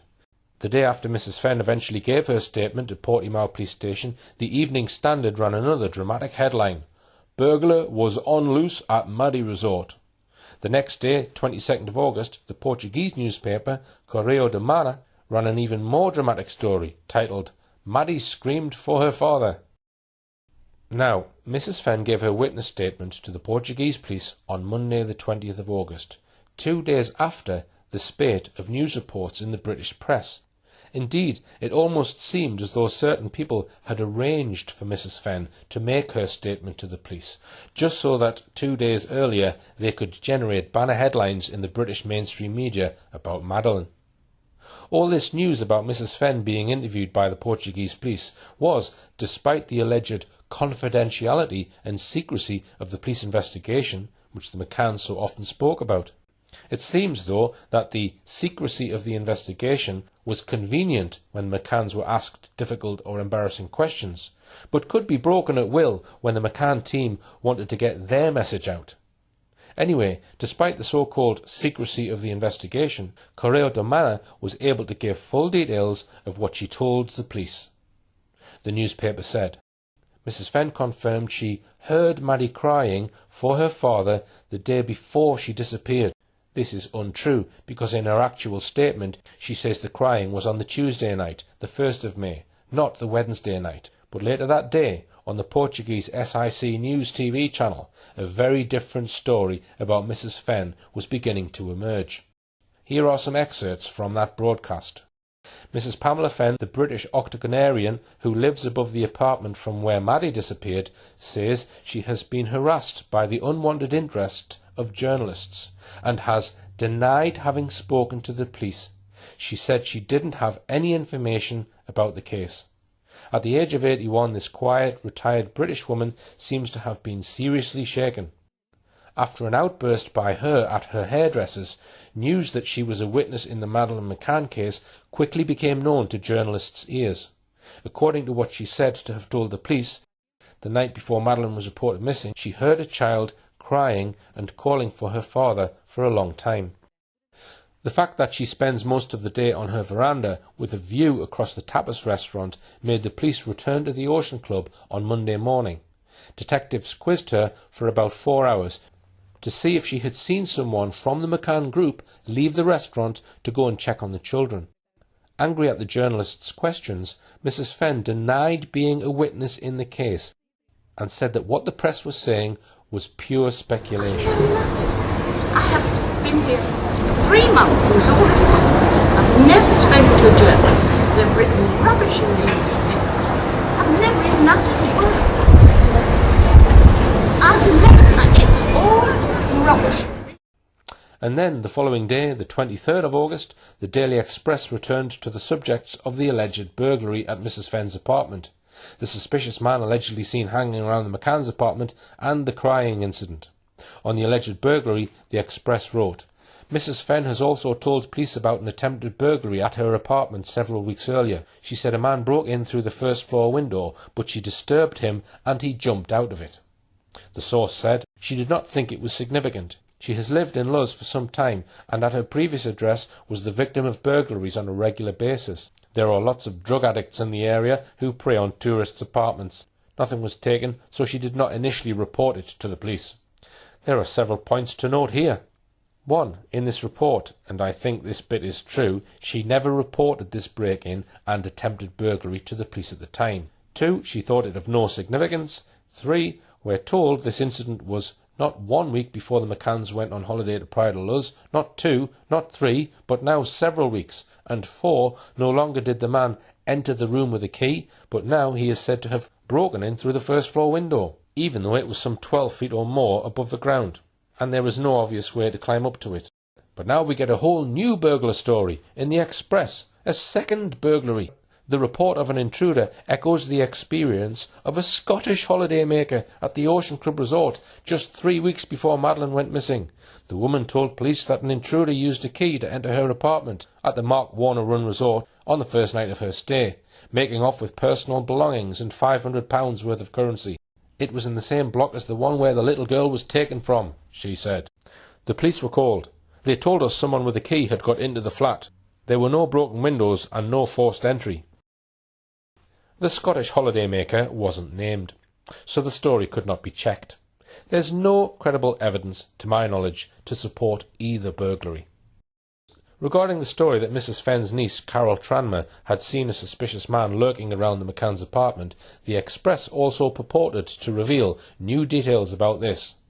They told their readers, Mrs. Fenn's niece, who has now been interviewed by detectives in Britain, spotted a suspicious-looking man hanging around the McCann's apartment about the time Madeleine disappeared.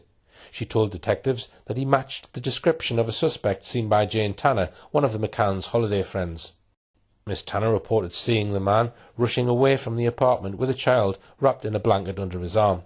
A second witness spotted the man minutes later rushing past the church in the resort and heading to the seafront. The dark-haired man was wearing white trousers and a dark jacket. I made the point earlier that Carol Tranmer in August would only have known that the alleged abductor was white, 35 to 40, 5'10" in height, nothing else. Not until late October was this artist's sketch of the abductor released to the public.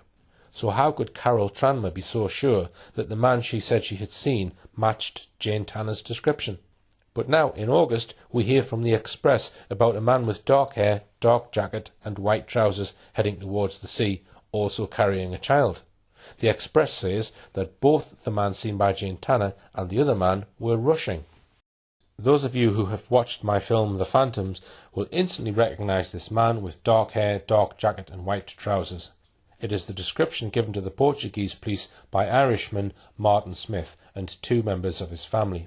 And in my film I produced persuasive evidence that this alleged sighting, which I call Smithman, may also have been fabricated.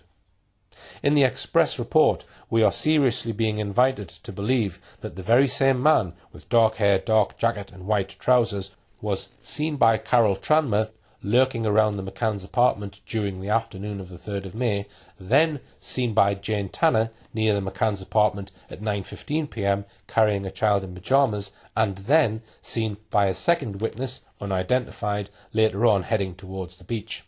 All of these 3 so-called sightings have so many problems about them that none of them seem to have any credibility. As I explained in my film The Phantoms, the Metropolitan Police said on BBC Crime Watch in October 2013 that a man had come forward 6 years after the event to identify himself as the man carrying a child seen by Jane Tanner. That tale by Detective Chief Inspector Andy Redwood seemed equally suspect. Most likely it was yet another fabrication in this mystery littered with fabricated statements.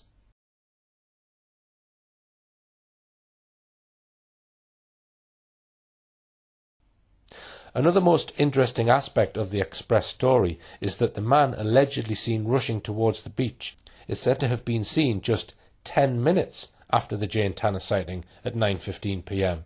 The problem with this claim is that the Smiths say that their sighting was at 10 p.m. and that's 45 minutes, not 10 after the Jane Tanner sighting. So where did 10 minutes come from? It wasn't true at all. I suggest it must be clear by now that this whole Express article must have been handed, ready packaged, on a plate to the Express, who simply churned it out and no doubt made a few extra £1,000 from it by putting the story on their front page. The only person who could realistically have done this, that is, manufactured a story which once again confused the British public, was the McCann's PR spokesman, Clarence Mitchell. In the Express's account of the crying incident allegedly heard by Mrs. Fenn, they tell us that it happened 2 nights before Madeleine went missing, the Tuesday, not the night before. Before we leave the subject of Mrs. Fenn and the crying incident, let's now go back to her statement and examine very closely what she says. She says she heard a child start crying at 10:30 p.m. She says, due to the tone of the crying, it seemed to be a young child and not a baby of 2 years of age or younger. The term not a baby of 2 years of age or younger is a clumsy phrase. It could mean either under 2 or under 3. The relevance seems to be this. The McCanns twins, Amelie and Sean, were just 2 years and 2 months at the time the McCanns were in Pride of Luz. It does seem as though Mrs. Fenn was trying to rule out the possibility that it might have been one of the twins that she heard crying, by using that awkward phrase, not a baby of 2 years of age or younger. She was, it seems, telling the police it must have been Madeleine, who was 9 days short of her 4th birthday on the day she disappeared. But we might well ask, could she really distinguish between the crying of a child aged, say, 2 years and 2 months, and one aged 3 years and 11 months, from the floor above? Had someone perhaps asked her to use this phrase in an attempt to prove that Madeleine was still alive on Tuesday the 1st of May? The matter became even more hard to unravel after Jerry and Kate McCann appeared on The Late Show in the Irish Republic in 2011. Up until that moment, the McCanns had come up with a tale that Madeleine had come down for breakfast on the morning of the 3rd of May, the day she was reported missing, and said quite casually, "Mummy, why didn't you come when Sean and I were crying last night?" The McCanns say that Madeleine didn't wait for an answer, but happily skipped away unconcerned. But on The Late Show, Jerry McCann introduced, for the first time, the idea that Amelie might have woken up and been crying on the Tuesday the 1st of May. So I did actually, on the Wednesday night, I did actually spend the night in the room with the children. And why is that significant, do you think? Well, I don't know if it is, to be honest, Ryan. It's Yeah. just I felt I had to share absolutely everything. But wasn't Madeleine upset the next day? Well, the next morning she said, Mummy, I can't remember if it was Mummy or Daddy now, why didn't you come when Sean and I were crying last night? And we both looked at each other and thought, that's odd, crying. And we didn't hear anything. Yes. And we had been back checking. And so we asked and said, when did you cry? And sometimes when we first put them to bed, they cried. And she just dropped it. And as we were saying, Madeleine was very articulate. And we kind of looked at each other and thought, did they wake up? Or was it the night before when Amelie had woken up?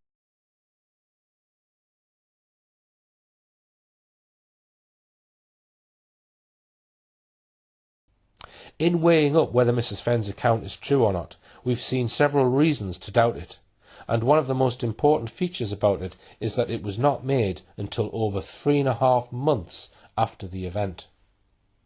Let's go back in time to what was happening in August. At the beginning of August, it had been 3 months since Madeleine had been reported missing. The abduction claim had been accepted by most. There was an international hunt for Madeleine, with claimed sightings of her all over the place. The McCanns were often pictured looking happy and relaxed. But then there were dramatic developments.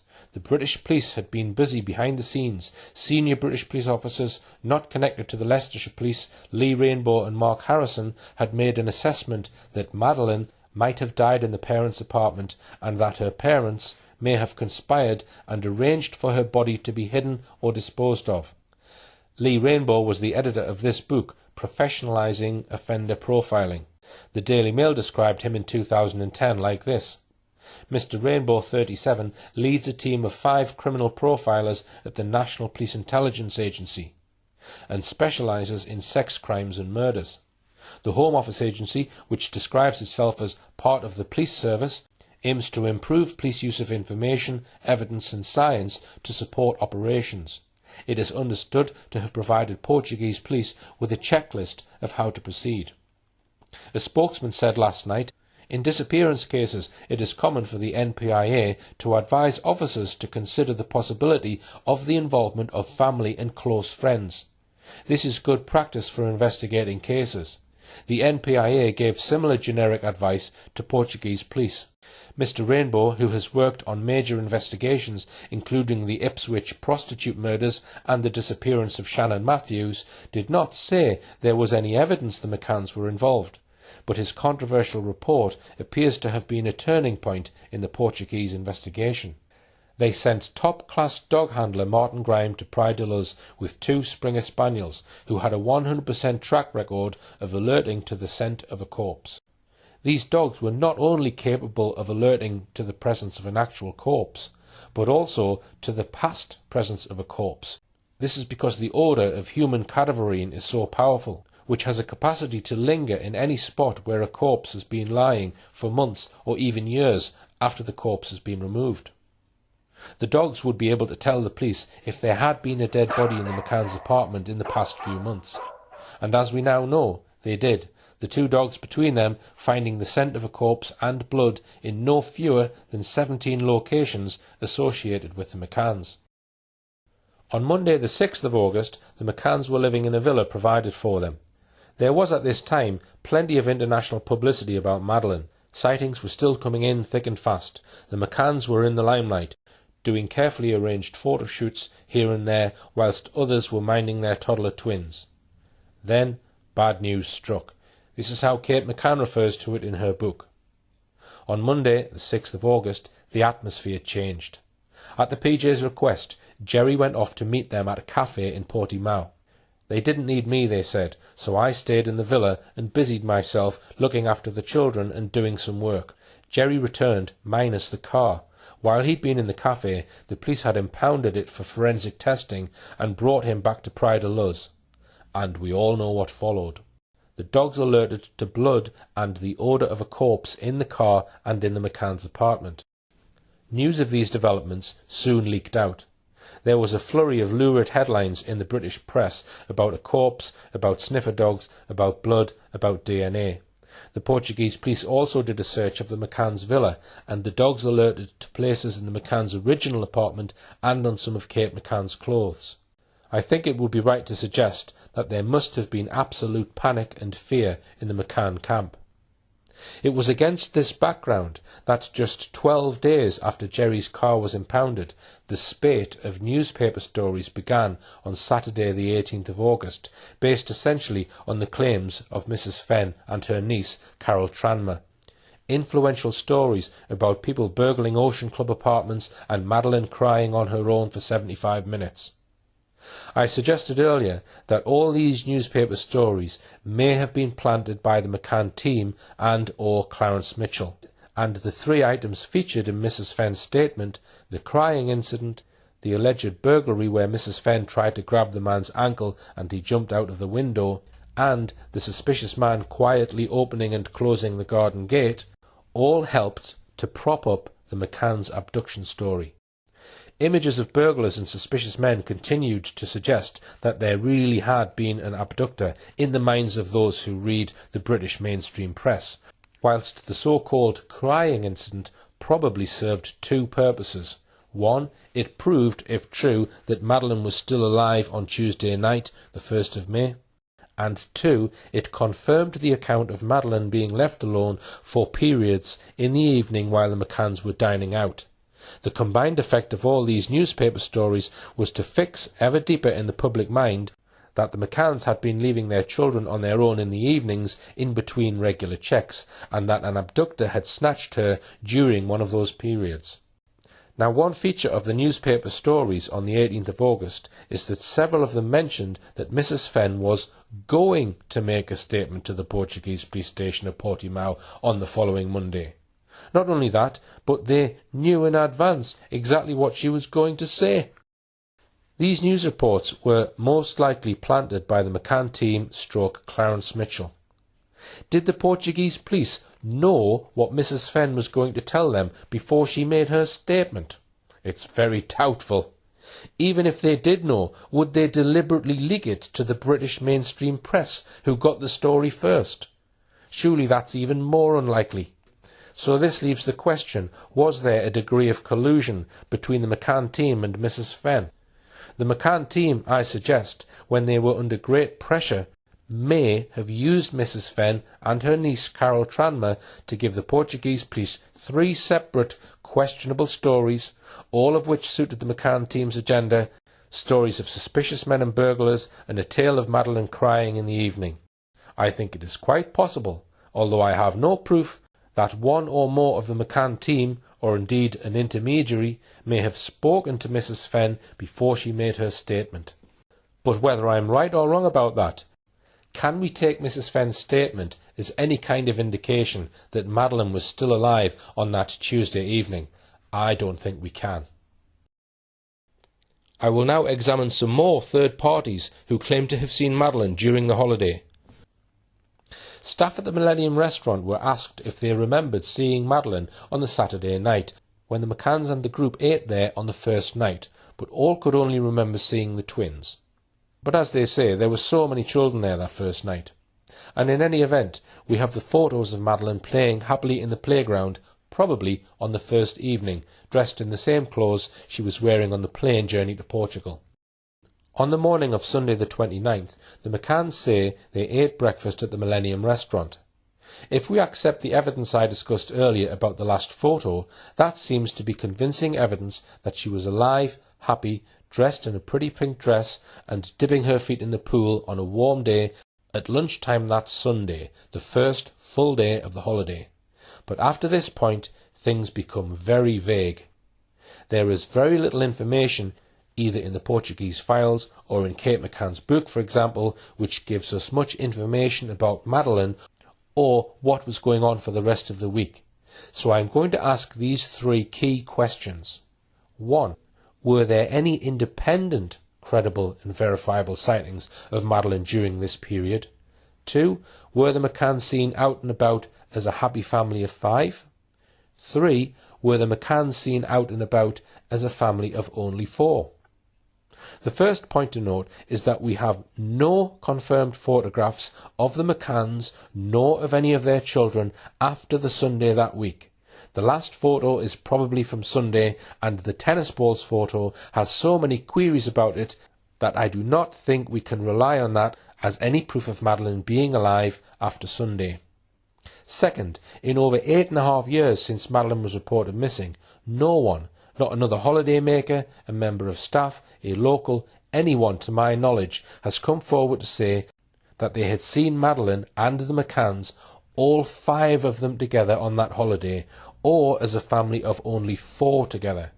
Further, as we'll see in more detail in a moment, none of the statements made appear to give a definite indication of someone clearly having identified Madeleine as alive after Sunday.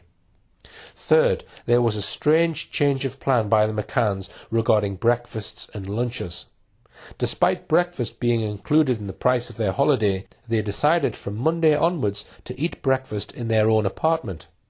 That is confirmed by all their Tapper 7 friends. Their stated reason was that it was too far to walk to the Millennium for breakfast. But was there a different reason? Fourth, we are told in various places that all the Tapper 7 group would take all their children each day to the apartment occupied by the Paynes for a kind of buffet or sandwich lunch on their balcony. Yet the McCanns decided for the rest of the week after Sunday not to join their friends and to have their lunch in their own apartment, which was on the floor below that of the Paynes. No reason is given for this. But suppose something had happened to Madeleine by the Monday of that week. To stay in the apartment for lunch with just one parent bringing the twins home for lunch from the creche would avoid anyone seeing the 4 of them together and asking the obvious but awkward question, where is Madeleine? If the McCanns were to take only the twins to the Paynes' apartment, people would inevitably ask the question, where's Madeleine? Fifth, we are told that on leaving their apartment during the week, one of the McCanns would leave via the back door of the apartment and the other parent by the front door. Why would they do this? Again, was it connected in some way with Madeleine being missing at this time? Is it possible that all of this apparent subterfuge was intended to disguise the fact that Madeleine was no longer with them? There was an echo of this in what we read earlier in Kate McCann's version of what happened on the evening of the 3rd of May, the night Madeleine is supposed to have disappeared. You'll remember that we looked earlier at Jerry McCann's second statement made on the 10th of May, a week after Madeleine was reported missing, where he said, "After 17:30 they went to the apartment. The deponent, Jerry McCann, having entered by the main door, which he did not lock while he was inside the residence, Kate and the children entered by the rear door, after this had been opened from the inside by the deponent." Why this strange routine? It looks as though this was their routine for the week after Sunday, so that the two parents would never be seen out with just the twins. So does this represent evidence that Madeleine was dead by Monday? Then we have some other very specific discrepancies to consider. On the Thursday of that week, the McCanns' friends all seem to have got together and taken their children down for the afternoon to the beach.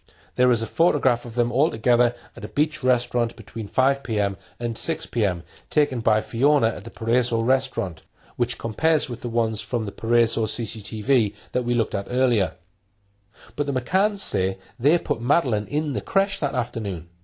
There is no clear explanation as to why the McCanns and Madeleine didn't join their friends at the beach. Instead, the McCanns decided to play tennis. As part of the tale Kate McCann told about this late afternoon, she claims that on picking up Madeleine from her creche, she made a point of relating that she asked Madeleine on collecting her if she was upset about not going to the beach with the rest of the group.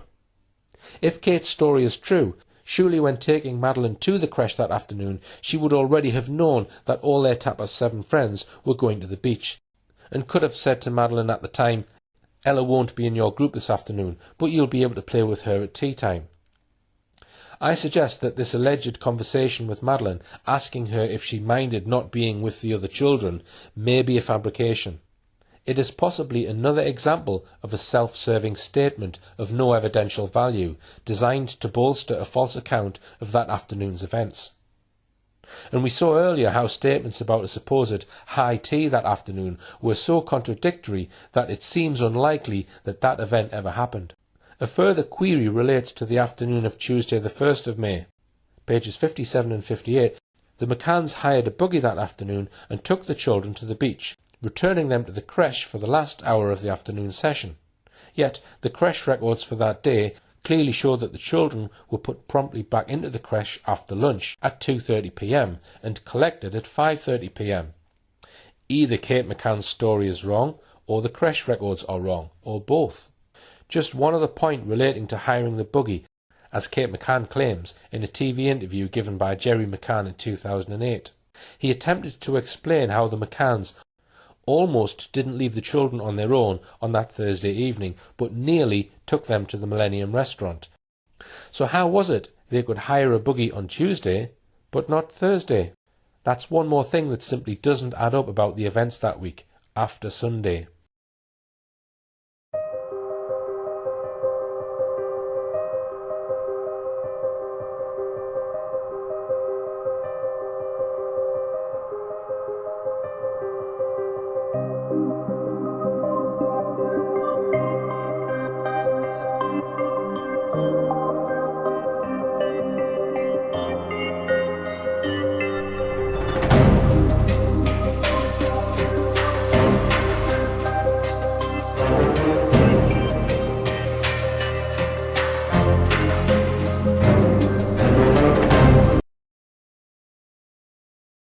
We dealt earlier with whether there was any reliable evidence that Madeleine was still alive on Thursday the 3rd of May, and saw that there didn't appear to be. So do we have any reported sightings of Madeleine by other people from the Sunday through to the Thursday? We have these, and I shall examine each one. Kat Baker, Madeleine's nanny. A tapas restaurant cook who claimed to have seen Madeleine, a claimed sighting of Madeleine at a tennis lesson by journalist and former Crime Watch reporter Bridget O'Donnell, and a family who claimed their children were playing with the McCanns and their children on the Wednesday afternoon. So, first of all, what does Kat Baker say about Madeleine that week? She is asked by the police and says, "Most of the time in which I saw the family together, the children would be eating. The twins appeared tired at lunch after a long day, and also perhaps due to the heat, but I never took much notice of the McCanns' behaviour that week." That is the clearest possible contradiction with the McCanns' equally clear statements that they were taking breakfast and lunch in their own rooms and not going to any of the Ocean Club eating places at lunchtime. If the McCanns were telling the truth about having their meals in their room, it means Kat Baker wasn't with them when they were having breakfast and lunch. The McCanns were eating in their own apartment. So has Kat Baker made this up in order to try to convince the police that Madeleine was alive that week? But in any event, we saw earlier how Kat Baker seemed to have been on very friendly terms with the McCanns, and is therefore not an independent witness. Second, let's look at the statement by the Tapas restaurant cook, Maria Manuela Antonia Jose. She made a statement to the police on the 6th of May. Here is an extract from her statement. When she was informed about the disappearance, she did not realize which child this was. It was only later, upon watching the television news that night and after seeing pictures of the missing child on television, that she realized who the girl was, referring to her as Madeleine, the name used by the journalists, remembering only at that moment that she had seen her during the meals provided to the children at the creche, and which take place at the restaurant where she worked, and during arrivals at the creche where Madeleine spent the day, located immediately next to the restaurant. However, Madeleine was enrolled that week in Kat Baker's Lobster Club creche for 3 to 5-year-olds, which was located on the first floor of the main reception. That was not near the restaurant where Maria Jose worked. Moreover, she talks of meals provided to the children at the creche, but children didn't have meals at the creche. They didn't have breakfast there, and they all went back with their parents at lunchtime. It's not certain by any means that the children all had high teas every day. Further, she gives no specific detail about Madeleine. Next, she claims to have recognised Madeleine from the pictures on TV. This creates a further problem for her evidence, and that's because, as we've seen, the photo she saw on television that weekend would have been the so-called first photo, as we saw earlier. This was of a much younger Madeleine. David Payne's daughter Lily looked similar to Madeleine. Here is a photo of Lily on holiday in Praia de Luz. On the left, side by side with a photo of Madeleine, just before she went on holiday. Perhaps for the tapas cook, this was a simple case of mistaken identity. Hers is a vague statement, giving no reliable or checkable details about any specific occasions. She worked in the restaurant and probably saw lots of children coming and going. It looks then as if this witness could be mistaken. She made claims about having seen Madeleine taking meals that week, when in fact the McCanns were having lunch with the twins in their apartment every day. Third, Bridget O'Donnell, who is a journalist and writer. She used to work on BBC Crime Watch. She is the partner of filmmaker Jeremy or Jez Wilkins, who did much of the filming for the ITV documentary series My Big Fat Gypsy Wedding. She was asked to write a long article in the mainstream media in December 2007 because she was actually in Praia de Luz the same week as the McCanns. She titled her article, My 6 Months with Madeleine. This was a reference to her having been with the McCanns that week in Praia de Luz, and therefore she claims having lived with Madeleine for the 6 months since she went missing. But despite that extravagant title, and despite she and Jez having become friends with the McCanns that week, there is not one sentence in the whole long article referring to or describing Madeleine, nor does she describe any specific incident. The only thing that comes anywhere near it is this reference to Madeleine playing tennis on Thursday morning. Earlier that day there had been tennis lessons for the children, with some of the parents watching proudly as their girls ran across the court chasing tennis balls. They took photos. Madeleine must have been there, but I couldn't distinguish her from the others. They all looked the same, all blonde, all pink and pretty. The statement, Madeleine must have been there, is hardly convincing, especially with no other reference to her by Miss O'Donnell. So we cannot count that as credible evidence of having seen Madeleine any time that week either. So forth I come to the Boyd family, who claimed that their little boy played with Madeleine for most of the Wednesday afternoon, the day before Madeleine was reported missing. Their story surfaced in a small circulation family periodical, First magazine. Here is a photo of the actual article, which appeared just 2 weeks after Madeleine was reported missing. The Boyd family was certainly in Praia de Luz that week. Indeed, it appears that they feature in the playground picture, which we noted was almost certainly taken on the first day of the holiday.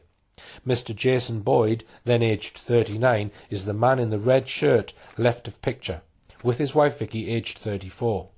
Their son Louis was 3, and they also had a 10-month-old baby with them.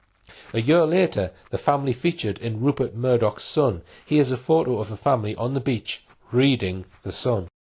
The article by local Portuguese journalist Daniel Gusmaroli began with this claim. The day before she disappeared, Maddie spent an idyllic afternoon playing in the sun with 3-year-old Louis Boyd. Louis's mum shares her story with First magazine. The article asked, will Maddie's mum ever recover?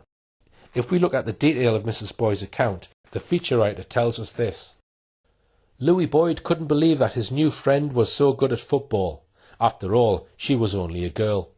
The 3-year-old was having great fun tearing around with the pal he had met that afternoon. Her name, Madeleine McCann, and they were giggling as they fooled around by the pool as their parents looked on. Later in the article, Louis is said to have looked at the posters Madeleine featured in around Pride of Luz and asked his mother, Mummy, is this the girl I was playing with yesterday? His mother said, yes. Louis is said to have replied, why are her pictures everywhere? His mother said, because she's lost her mummy. And the article notes that Louis went quiet. Later the article goes on. Vicky was sitting by the pool as Maddie's mum Kate, 38, relaxed on a sun lounger and watched her children whizzing down the water slide.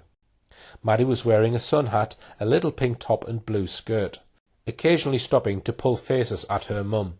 As Kate looked on adoringly, Maddie went to the poolside to a play area to have a game of play football with Louis.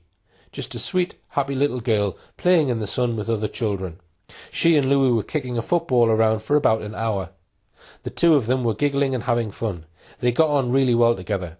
I spoke to Maddie's mum Kate briefly. She told me this was their first holiday abroad with the kids and they were all having a lovely time. She felt the Portuguese were lovely people and very family-orientated. Madeleine's dad, Jerry, 38, was playing tennis on a nearby court at the time, and after the match he joined Kate and put his arm around her. They seemed like a really happy family, a good strong family unit. She is quoted as saying, when the posters went up on the Friday, Mrs. Boyd said, we recognised Maddie immediately. Well, it certainly makes good copy. Except, of course, that the photos of Madeleine that went up that week were of the so-called first photo that was anything up to 18 months out of date. The article also included half a page about Kate McCann's initial reaction to Madeleine disappearing. It states, Kate and Jerry telephoned local priest Father David Heel, asking him to visit them at their apartment. When he arrived with his wife, Kate threw herself into the priest's arms and she broke down. The article continues. It took him almost 3 hours to comfort Kate. Father Heel explains in the article how the McCanns asked him to pray for Madeleine's safe return. The priest added, we have been to see them several times when they are emotional and distraught. So in this lengthy article we have what appears to be crystal clear, watertight evidence of Madeleine being alive and playing happily on the day before she disappeared. It sounds like it was most of the afternoon. Madeleine playing around the pool, then playing football for an hour, then returning to be with Mummy and Daddy by the pool. But there are two very big problems with this story, and several others besides. First, the creche records for that afternoon that we looked at earlier. What do they tell us? Let's have a look. They clearly tell us that Madeleine was shown as being in the Lobster Group creche with her nanny Kat Baker all afternoon from 2:45 p.m. to 5:30 p.m. So there's a conflict of evidence. Was she playing football with Louis or in the creche all afternoon with Kat Baker? It can't have been both. But there's another possible way of checking what happened that afternoon, and that's to look at what Kate McCann says about that afternoon in her book Madeleine. We find it on page 60, Wednesday the 2nd of May, 2007. Our last completely happy day. Our last to date as a family of 5. If only it was possible to rewind, even for an hour. Today it rained. The children went to their clubs, but our tennis lessons were postponed. Instead we joined Fiona, David and Diane at the Millennium restaurant for coffee. We then returned to our apartment and a little while later I left again to go for a run with Matt. I'd bought a new pair of running shoes a few days before we'd left for Portugal, and they were certainly getting a good initiation. They were pink, which I wasn't quite sure about. I wondered how seriously a runner in pink trainers could be taken, but after a few outings in the sand, they weren't looking quite so glaringly girly. As we ran along the promenade, a small dog jumped out from under a bench and attacked my right calf. It was pretty sore, and I was a bit shaken, but I carried on as coolly as I could manage. Maybe he just didn't like those pink trainers. Jerry and I picked up the children, had lunch in the apartment, and then took them to the play area for an hour before walking them to their clubs. The tennis group lessons were rescheduled for the afternoon, Jerry's group first, followed by mine. After that, it was the usual routine. Tea with the children, playtime, bath time, milk, stories, kids' bedtime, get ready. So, no mention of any sun, only a mention of rain. And certainly no mention of Madeleine happily playing football with little Louis for an hour, or whooshing down the water slide. So what can we make of this? Was it fabricated by the Boyds? Were they roped in by the McCann team to concoct this story? Did the publishers of First magazine check their story out with the McCanns? Whichever it was, no way can we take this as any proof that Madeleine was alive on Wednesday the 2nd of May.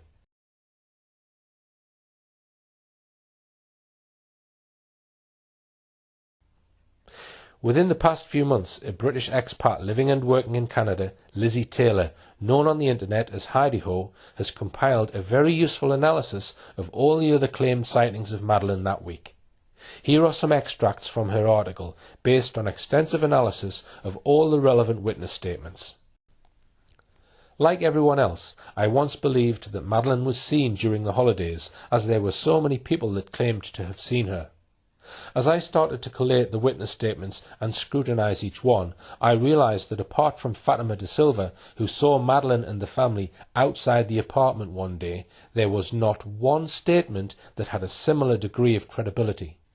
I thought that the possibility of something happening to Madeleine prior to Thursday would be impossible, but after reading all the statements, every one, except Fatima, allows for doubt. Some were very obviously mistaken. She then goes on to list other witness statements from people I've not mentioned so far. Here is Lizzie Taylor's list and her comments. Cecilia Diaz-Firmino, receptionist at Millennium, described a shy Madeleine and saw them on days they were not at restaurant. Therefore, not proof that she saw Madeleine. She may have seen one of the other tapas children. Geronimo Salcedes, tapas barman, admits to not being able to recognise if it was Madeleine. Luisa Ana de Nona de Azevedo Coutinho, receptionist, claims to have seen Madeleine with the McCann's friend Dr. Russell O'Brien, but his daughter was not in the creche that morning and looks very similar to Madeleine, so likely mistaken. Georgina Jackson, tennis instructor, was non-specific about seeing Madeleine, only that she was part of the group for that morning. Charlotte Pennington, creche nanny. We've already covered Charlotte Pennington earlier in the film. Diaz Romao claimed seeing Madeleine at times she was not there, according to the creche record. Emma Wilding did not know Madeleine well and makes incorrect statement about seeing Jerry. Paula Cristina de Costa Vieira, cleaner, says she saw Madeleine McCann twice leaving the Millennium at about 9:30 to 10 a.m, but they didn't go to the Millennium for breakfast. Non-specific comments that do not confirm Madeleine's presence were made by Jez Wilkins, Stephen Carpenter and Daniel Stuck. So what about that one statement that Lizzie Taylor thinks may be credible, one by Fatima Maria Serafim de Silva Espada, the daughter of one of the cleaners? She says that she saw the McCanns and their 3 children. Let's look at the relevant extract from her statement, and let's note that this particular alleged sighting took place on the Sunday, and see what a tremendous amount of specific detail she gives to the police as she unfolds what she saw. She states that this took place on Sunday the 29th of April, just before she finished her morning shift at 13:30, as she had the afternoon off that day. At about 13:15 she went to help her mother, who was cleaning apartment 5I of the same block, situated on the first floor. She clearly remembers seeing the girl, accompanied by her siblings and mother, leave their apartment 5A and walk to the stairs leading to the floor above. She was very close to them, at a distance of about 1 metre, observing their movements for a few moments, because she was charmed by them. Madeleine led the way with a plate, perhaps plastic, in her hand, bearing a piece of bread.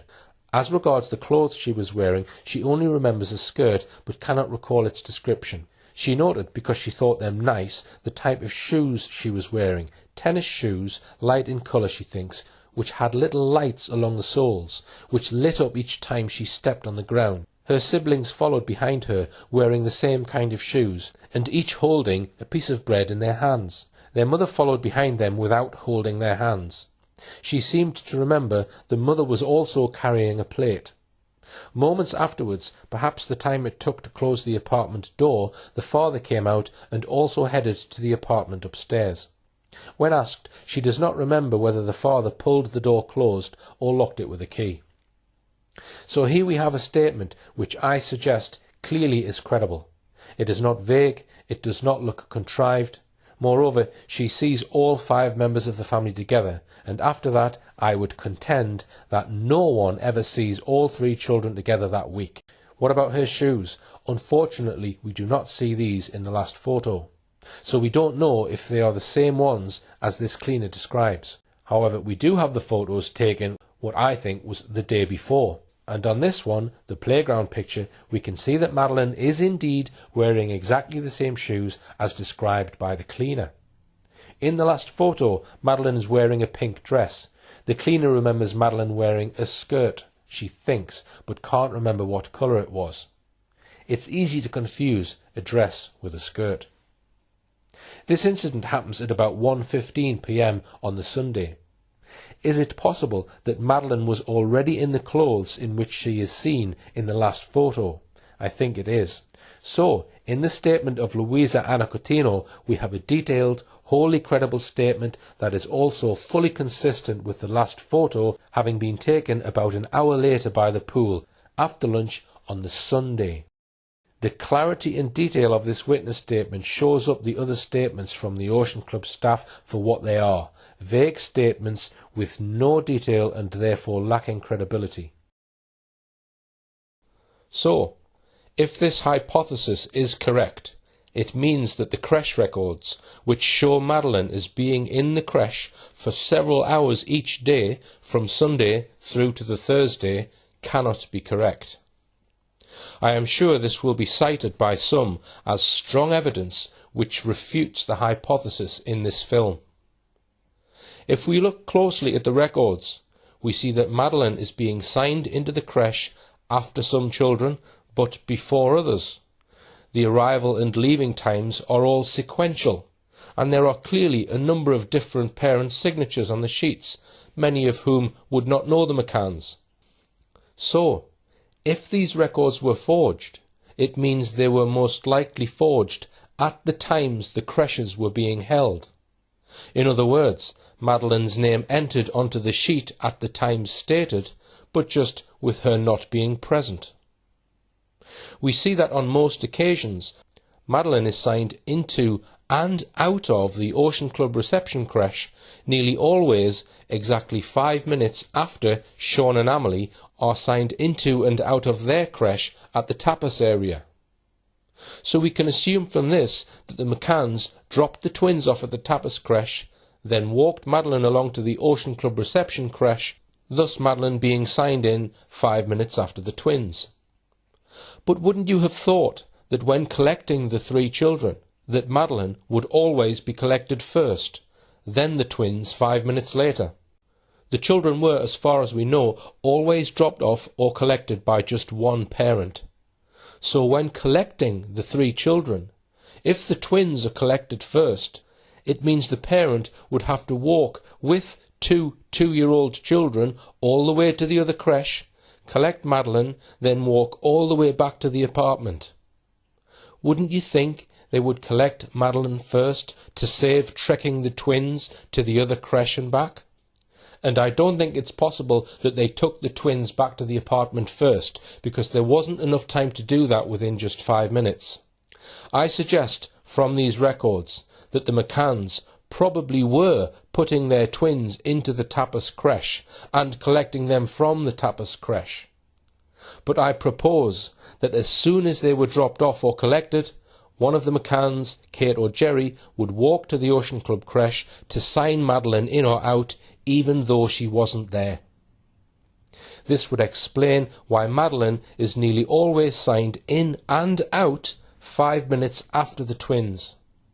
If this is indeed the case, it means that it would have been much easier to carry this off if the nanny in charge, i.e. Kat Baker, was helping them to sign a child in and out that was not present. And we know that Kat Baker has always remained close to the McCanns and visited them at key times at their home in the UK. There was an interesting interview about Kat Baker given by her Nani Cavallo in TV Mais on the 18th of November 2008. Here are some excerpts from what he said. Some have doubts about the Ocean Club's creche records. The doubts increase if we pay attention to the depositions of Maddie's last nanny, Kat Baker. The statements that the nanny gave to the police raised doubts. When re-questioned in England, she corrected several statements that she had given in Portugal. She was allowed to refresh her memory from her previous statements. Kat Baker says she remembers extraordinary details about the day Madeleine was reported missing, but says she doesn't remember who picked up Maddie and at what time. The Portuguese police called in calligraphy experts. These experts found discrepancies in the handwritings. Just one of the doubts that the analysts raise concerns the identity of those doing the form filling and their signatures in the form. The nanny's signature and her handwriting appear on the sheet where only the parents were supposed to sign. Did no one notice this? One more curiosity about Kate McCann's purported signatures in the creche records is this statement in her book, Madeleine, about the fact that ever since she had got married, she had always used her maiden name. On the 4th of May 2007, the date after Madeleine was reported missing, I became Kate McCann. According to my passport, driving licence and bank account, I was Kate Healy. I hadn't kept my maiden name for any particular reason. It was just who I was and who I'd always been. But when Madeleine was taken, the press automatically referred to me as Kate McCann, and Kate McCann I have been ever since. Overnight our old life had gone and I'd become a different person. If that really is the case, then we must ask why her signature in the creche records on every day except one was K. McCann and not K. Healy. So to summarise, these creche records are so unreliable and contradictory, so much so that the suspicion of deliberate forgery arises, so they cannot be used as any kind of conclusive evidence that Madeleine really was in that creche. I've mentioned the possibility that some witnesses may well have confused Madeleine with another child. There was indeed one child on that holiday, a child of one of the McCanns' Tapas 7 friends who was also, like Madeleine, 3 years old and who looked very similar to Madeleine. And that was Ella, the daughter of Dr. Russell O'Brien. Moreover, as we saw earlier, Ellie was also on Madeleine's lobster creche group. Here is a most curious incident which I hope to explore further in my next film about Madeleine. This is the statement of one of the receptionists at the Ocean Club, Louis Anna Coutinho. She gave evidence of one of the Tapas 7 group visiting the Ocean Club reception area on the evening of Sunday the 29th of April and making an unusual demand for a block booking of the Tapas bar for the McCanns and their group, so that they would be guaranteed a place there every evening. There are many inexplicable and contradictory features about this request, but for now let's look very closely at what the receptionist says in her statement. She has been a receptionist at the garden for 1 year, but has worked there previously. The Ocean Club Garden reception has less functions than the main reception and deals with subjects relating to activities, the pool, tennis, etc. and excursions. She points out that the family in question came via Mark Warner, and this company takes care of all relations with clients and there is practically no contact between the clients and reception. She adds that this family, McCann, like all Mark Warner clients, have half board, that is breakfast and dinner. For dinner, the guests could choose between two restaurants, the Tapas and the Millennium. The first being a la carte and the second a buffet service. Clients make their choice not only because of the food, but because of the proximity of the restaurant to their accommodation. She says that the guests told her that the tapas was of better quality, but it was difficult to reserve there as a Mark Warner guest, as the Mark Warner daily quota was of only 20. In this concrete case, the reasonable option was the tapas, as the distance was only 40 metres from the accommodation, as opposed to 200 metres from the Millennium. She remembers that on Sunday the 29th of April, one of the individuals of the group arrived with the child Madeleine McCann. She does not know his name and can only say that he was male and tall and thin, and that he approached her to request a booking for the whole group for the whole week and always at 20:30. When questioned, she confirms that the man was not the father of the girl, but one of the members of the group whom was often seen in his company. The man justified his request by saying that the group had many small children whom they would leave alone when they went to dine. She said that at intervals some two parents would go to the apartments to see if everything was okay. The deponent made some comments about the request, saying that the tapas received many requests and that Mark Warner only had a quota of 20 per day, but upon the insistence of the guest, she managed to make the bookings requested. She confirms that it was possible to see the apartment from the restaurant, including the window of the sitting room. She does not know in which bedroom the children were sleeping, but upon being informed that it was on the opposite side of the apartment, she confirmed that it would be completely out of sight from anyone at the restaurant, that the most viable solution would be to leave the children with a babysitter, which is the procedure normally adopted by clients. Regarding the question as to the availability of the babysitting service between 19:30 and 23:30, she confirms that the service exists and that it is free of charge. When questioned, she says that she does not understand, as the service is free, why the parents of Madeleine McCann did not use it. When asked, she says that the contact with this family was normal, like with other clients, and describes them as nice. With regard to the date of the disappearance, she says that she worked from 9 o'clock till 1700 hours and only returned at 8 a.m. on the 4th of May. It was on this day at 08:30 when she arrived that she was informed about the disappearance by colleagues. She only knows what third parties have told her and from what she has seen in the press. She never saw anything strange. During this interview, she provided a book with the reservations for the tapas restaurant. Now, there is only one of the tapas group of doctors who fits the description of being tall and thin, and that's Dr. Russell O'Brien, father of Ella. The likelihood is that it was him who spoke to Miss Louisa Anna Coutinho, but the receptionist says that it was Madeleine McCann with him. Is it not much more likely that this girl with him was his own daughter, Ella? By all accounts, she looked very similar to Madeleine. Could it be that the receptionist and maybe several other staff all mistook Ella for Madeleine? After all, I am suggesting that Ella was there for the rest of that week, but that Madeleine was not.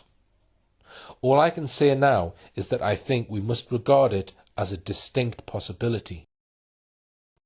So I conclude with a last look at the fabled last photo. I've shown that there is a high probability that this photo was taken not on Thursday the 3rd of May as claimed by the McCanns, but 4 days earlier on the Sunday lunchtime that week. And as we have seen just now, credible evidence that Madeleine McCann was alive after then is wholly lacking. If Madeleine died, say, late on Sunday, that explains why no DNA of Madeleine was found in the McCann's apartment. If Madeleine McCann died, say, late on Sunday, that explains why there are no photographs of Madeleine that week, apart from 5 taken on the day of arrival and the last photo. If Madeleine died, say, late on Sunday, that might well explain why the tennis balls photo might be a forgery. It was supposed to have been taken on either the Tuesday or the Thursday, but that's impossible if something had already happened to Madeleine. If Madeleine died, say, late on Sunday, then the McCann group would have had time to plan the elaborate abduction hoax that I described in Phantoms. If Madeleine died, say, late on Sunday, that could help to explain why certain people in Praia de Luz the very next day contacted Robert Murat, who was then staying with relatives in Devon, England, and summoned him back to Praia de Luz, where his mother, Jennifer Murat, had been living for many years. Murat immediately booked a flight and rushed back from England, taking the 1,500-mile flight to Praia de Luz on the very next morning, Tuesday, leaving home at 5 a.m. Perhaps an abduction hoax needed time to be planned. The international media frenzy that erupted on the morning of the 4th of May quite probably also had to be planned. And here I bring in some words from Tanya Cardigan, one of the leading statement analysts in the country, and who works closely with internationally known pioneer of statement analysis, Peter Hyatt. She has made a special study of the McCann case, focusing on the McCanns' strange use of language, which she says provides valuable clues as to what really happened to Madeleine. She has written, "What I believe may have happened to Madeleine McCann. I believe that Madeleine died before Thursday the 3rd of May. That the odour of a corpse was found behind the sofa means she must have lain there for at least 90 minutes. Since that is how long, depending on the manner of death and the environmental conditions, the odour takes to develop sufficiently for a dog to detect it once the body has been removed. This would blow away the McCanns' claims of 30-minute checks, since they clearly didn't notice her missing for at least 90 minutes. There is also the fact that the apartment was almost certainly forensically cleaned. There was no DNA to show that Madeleine was even there. Forensics look for what is there that shouldn't be, and just as importantly, what isn't there that should be. This tells me that time had to be taken to clean the apartment, something not possible in the time frames given for Thursday the 3rd of May. This tells me Maddie died sometime earlier in the week. Looking at the statements and how much is written concerning each day of the trip, I and others have noticed there seems to be a lot missing from the Monday of that week. We go from quite detailed statements about what happened before Monday to obfuscation and lots of "I can't remembers." This makes that day sensitive, requiring further information as to why the sensitivity. If she died much earlier in the week, then that leaves plenty of time for the clean-up, washing clothes and hiding of the body. Why did the McCanns act the way they did? Innocent parents act a specific and expected way. Guilty parents also act a specific and expected way. The two are mutually exclusive. Innocent parents, had there been an accident, would have called 999, even if she was long dead. Parents act in denial and will always hope for a miracle. But the fact that they didn't call 999 means that there was something they could not explain away as accidental. This could be current injuries, old and healing injuries, evidence of sedation, or signs of abuse. If Madeleine died, say, within 24 hours of the time the last photo was taken on Sunday, as I suggest, so much about this strange case can be explained. As I showed in my first Madeleine film, the cadaver dogs of Martin Grime proved that someone had died in the McCann's apartment, and I propose that could only have been Madeleine McCann. How she died is another matter. Gonçalo Amaral, the Portuguese investigation coordinator, thought it may have been an accident, falling off a sofa maybe. According to some, there is a certain amount of circumstantial evidence that an overdose of sedative drugs might have caused or contributed towards Madeleine's death. Another possibility is that someone, not necessarily one of the McCanns, might have assaulted her and killed her. These and other matters I hope to cover in my next film. Another thing that might be baffling you is that if all this is true, how could they possibly get away with it? Why would powerful establishment people and organisations involve themselves in covering up what looks like is straightforward crime? This is another very important question, which will be addressed in the next film. But just as a starter to get you thinking, here is a list of the very noteworthy people who were staying at the unassuming Ocean Club during that week. I mentioned at the very beginning that Clarence Mitchell seemed to have the power to plant any story he wished in any mainstream newspaper. You might ask, how the hell is it possible for someone to be able to do this? It is rumoured that Mitchell is a very high-up operative working for MI5. There have also been frequent suggestions that every British mainstream newspaper publication has MI5 operatives embedded in key positions in their editorial staff.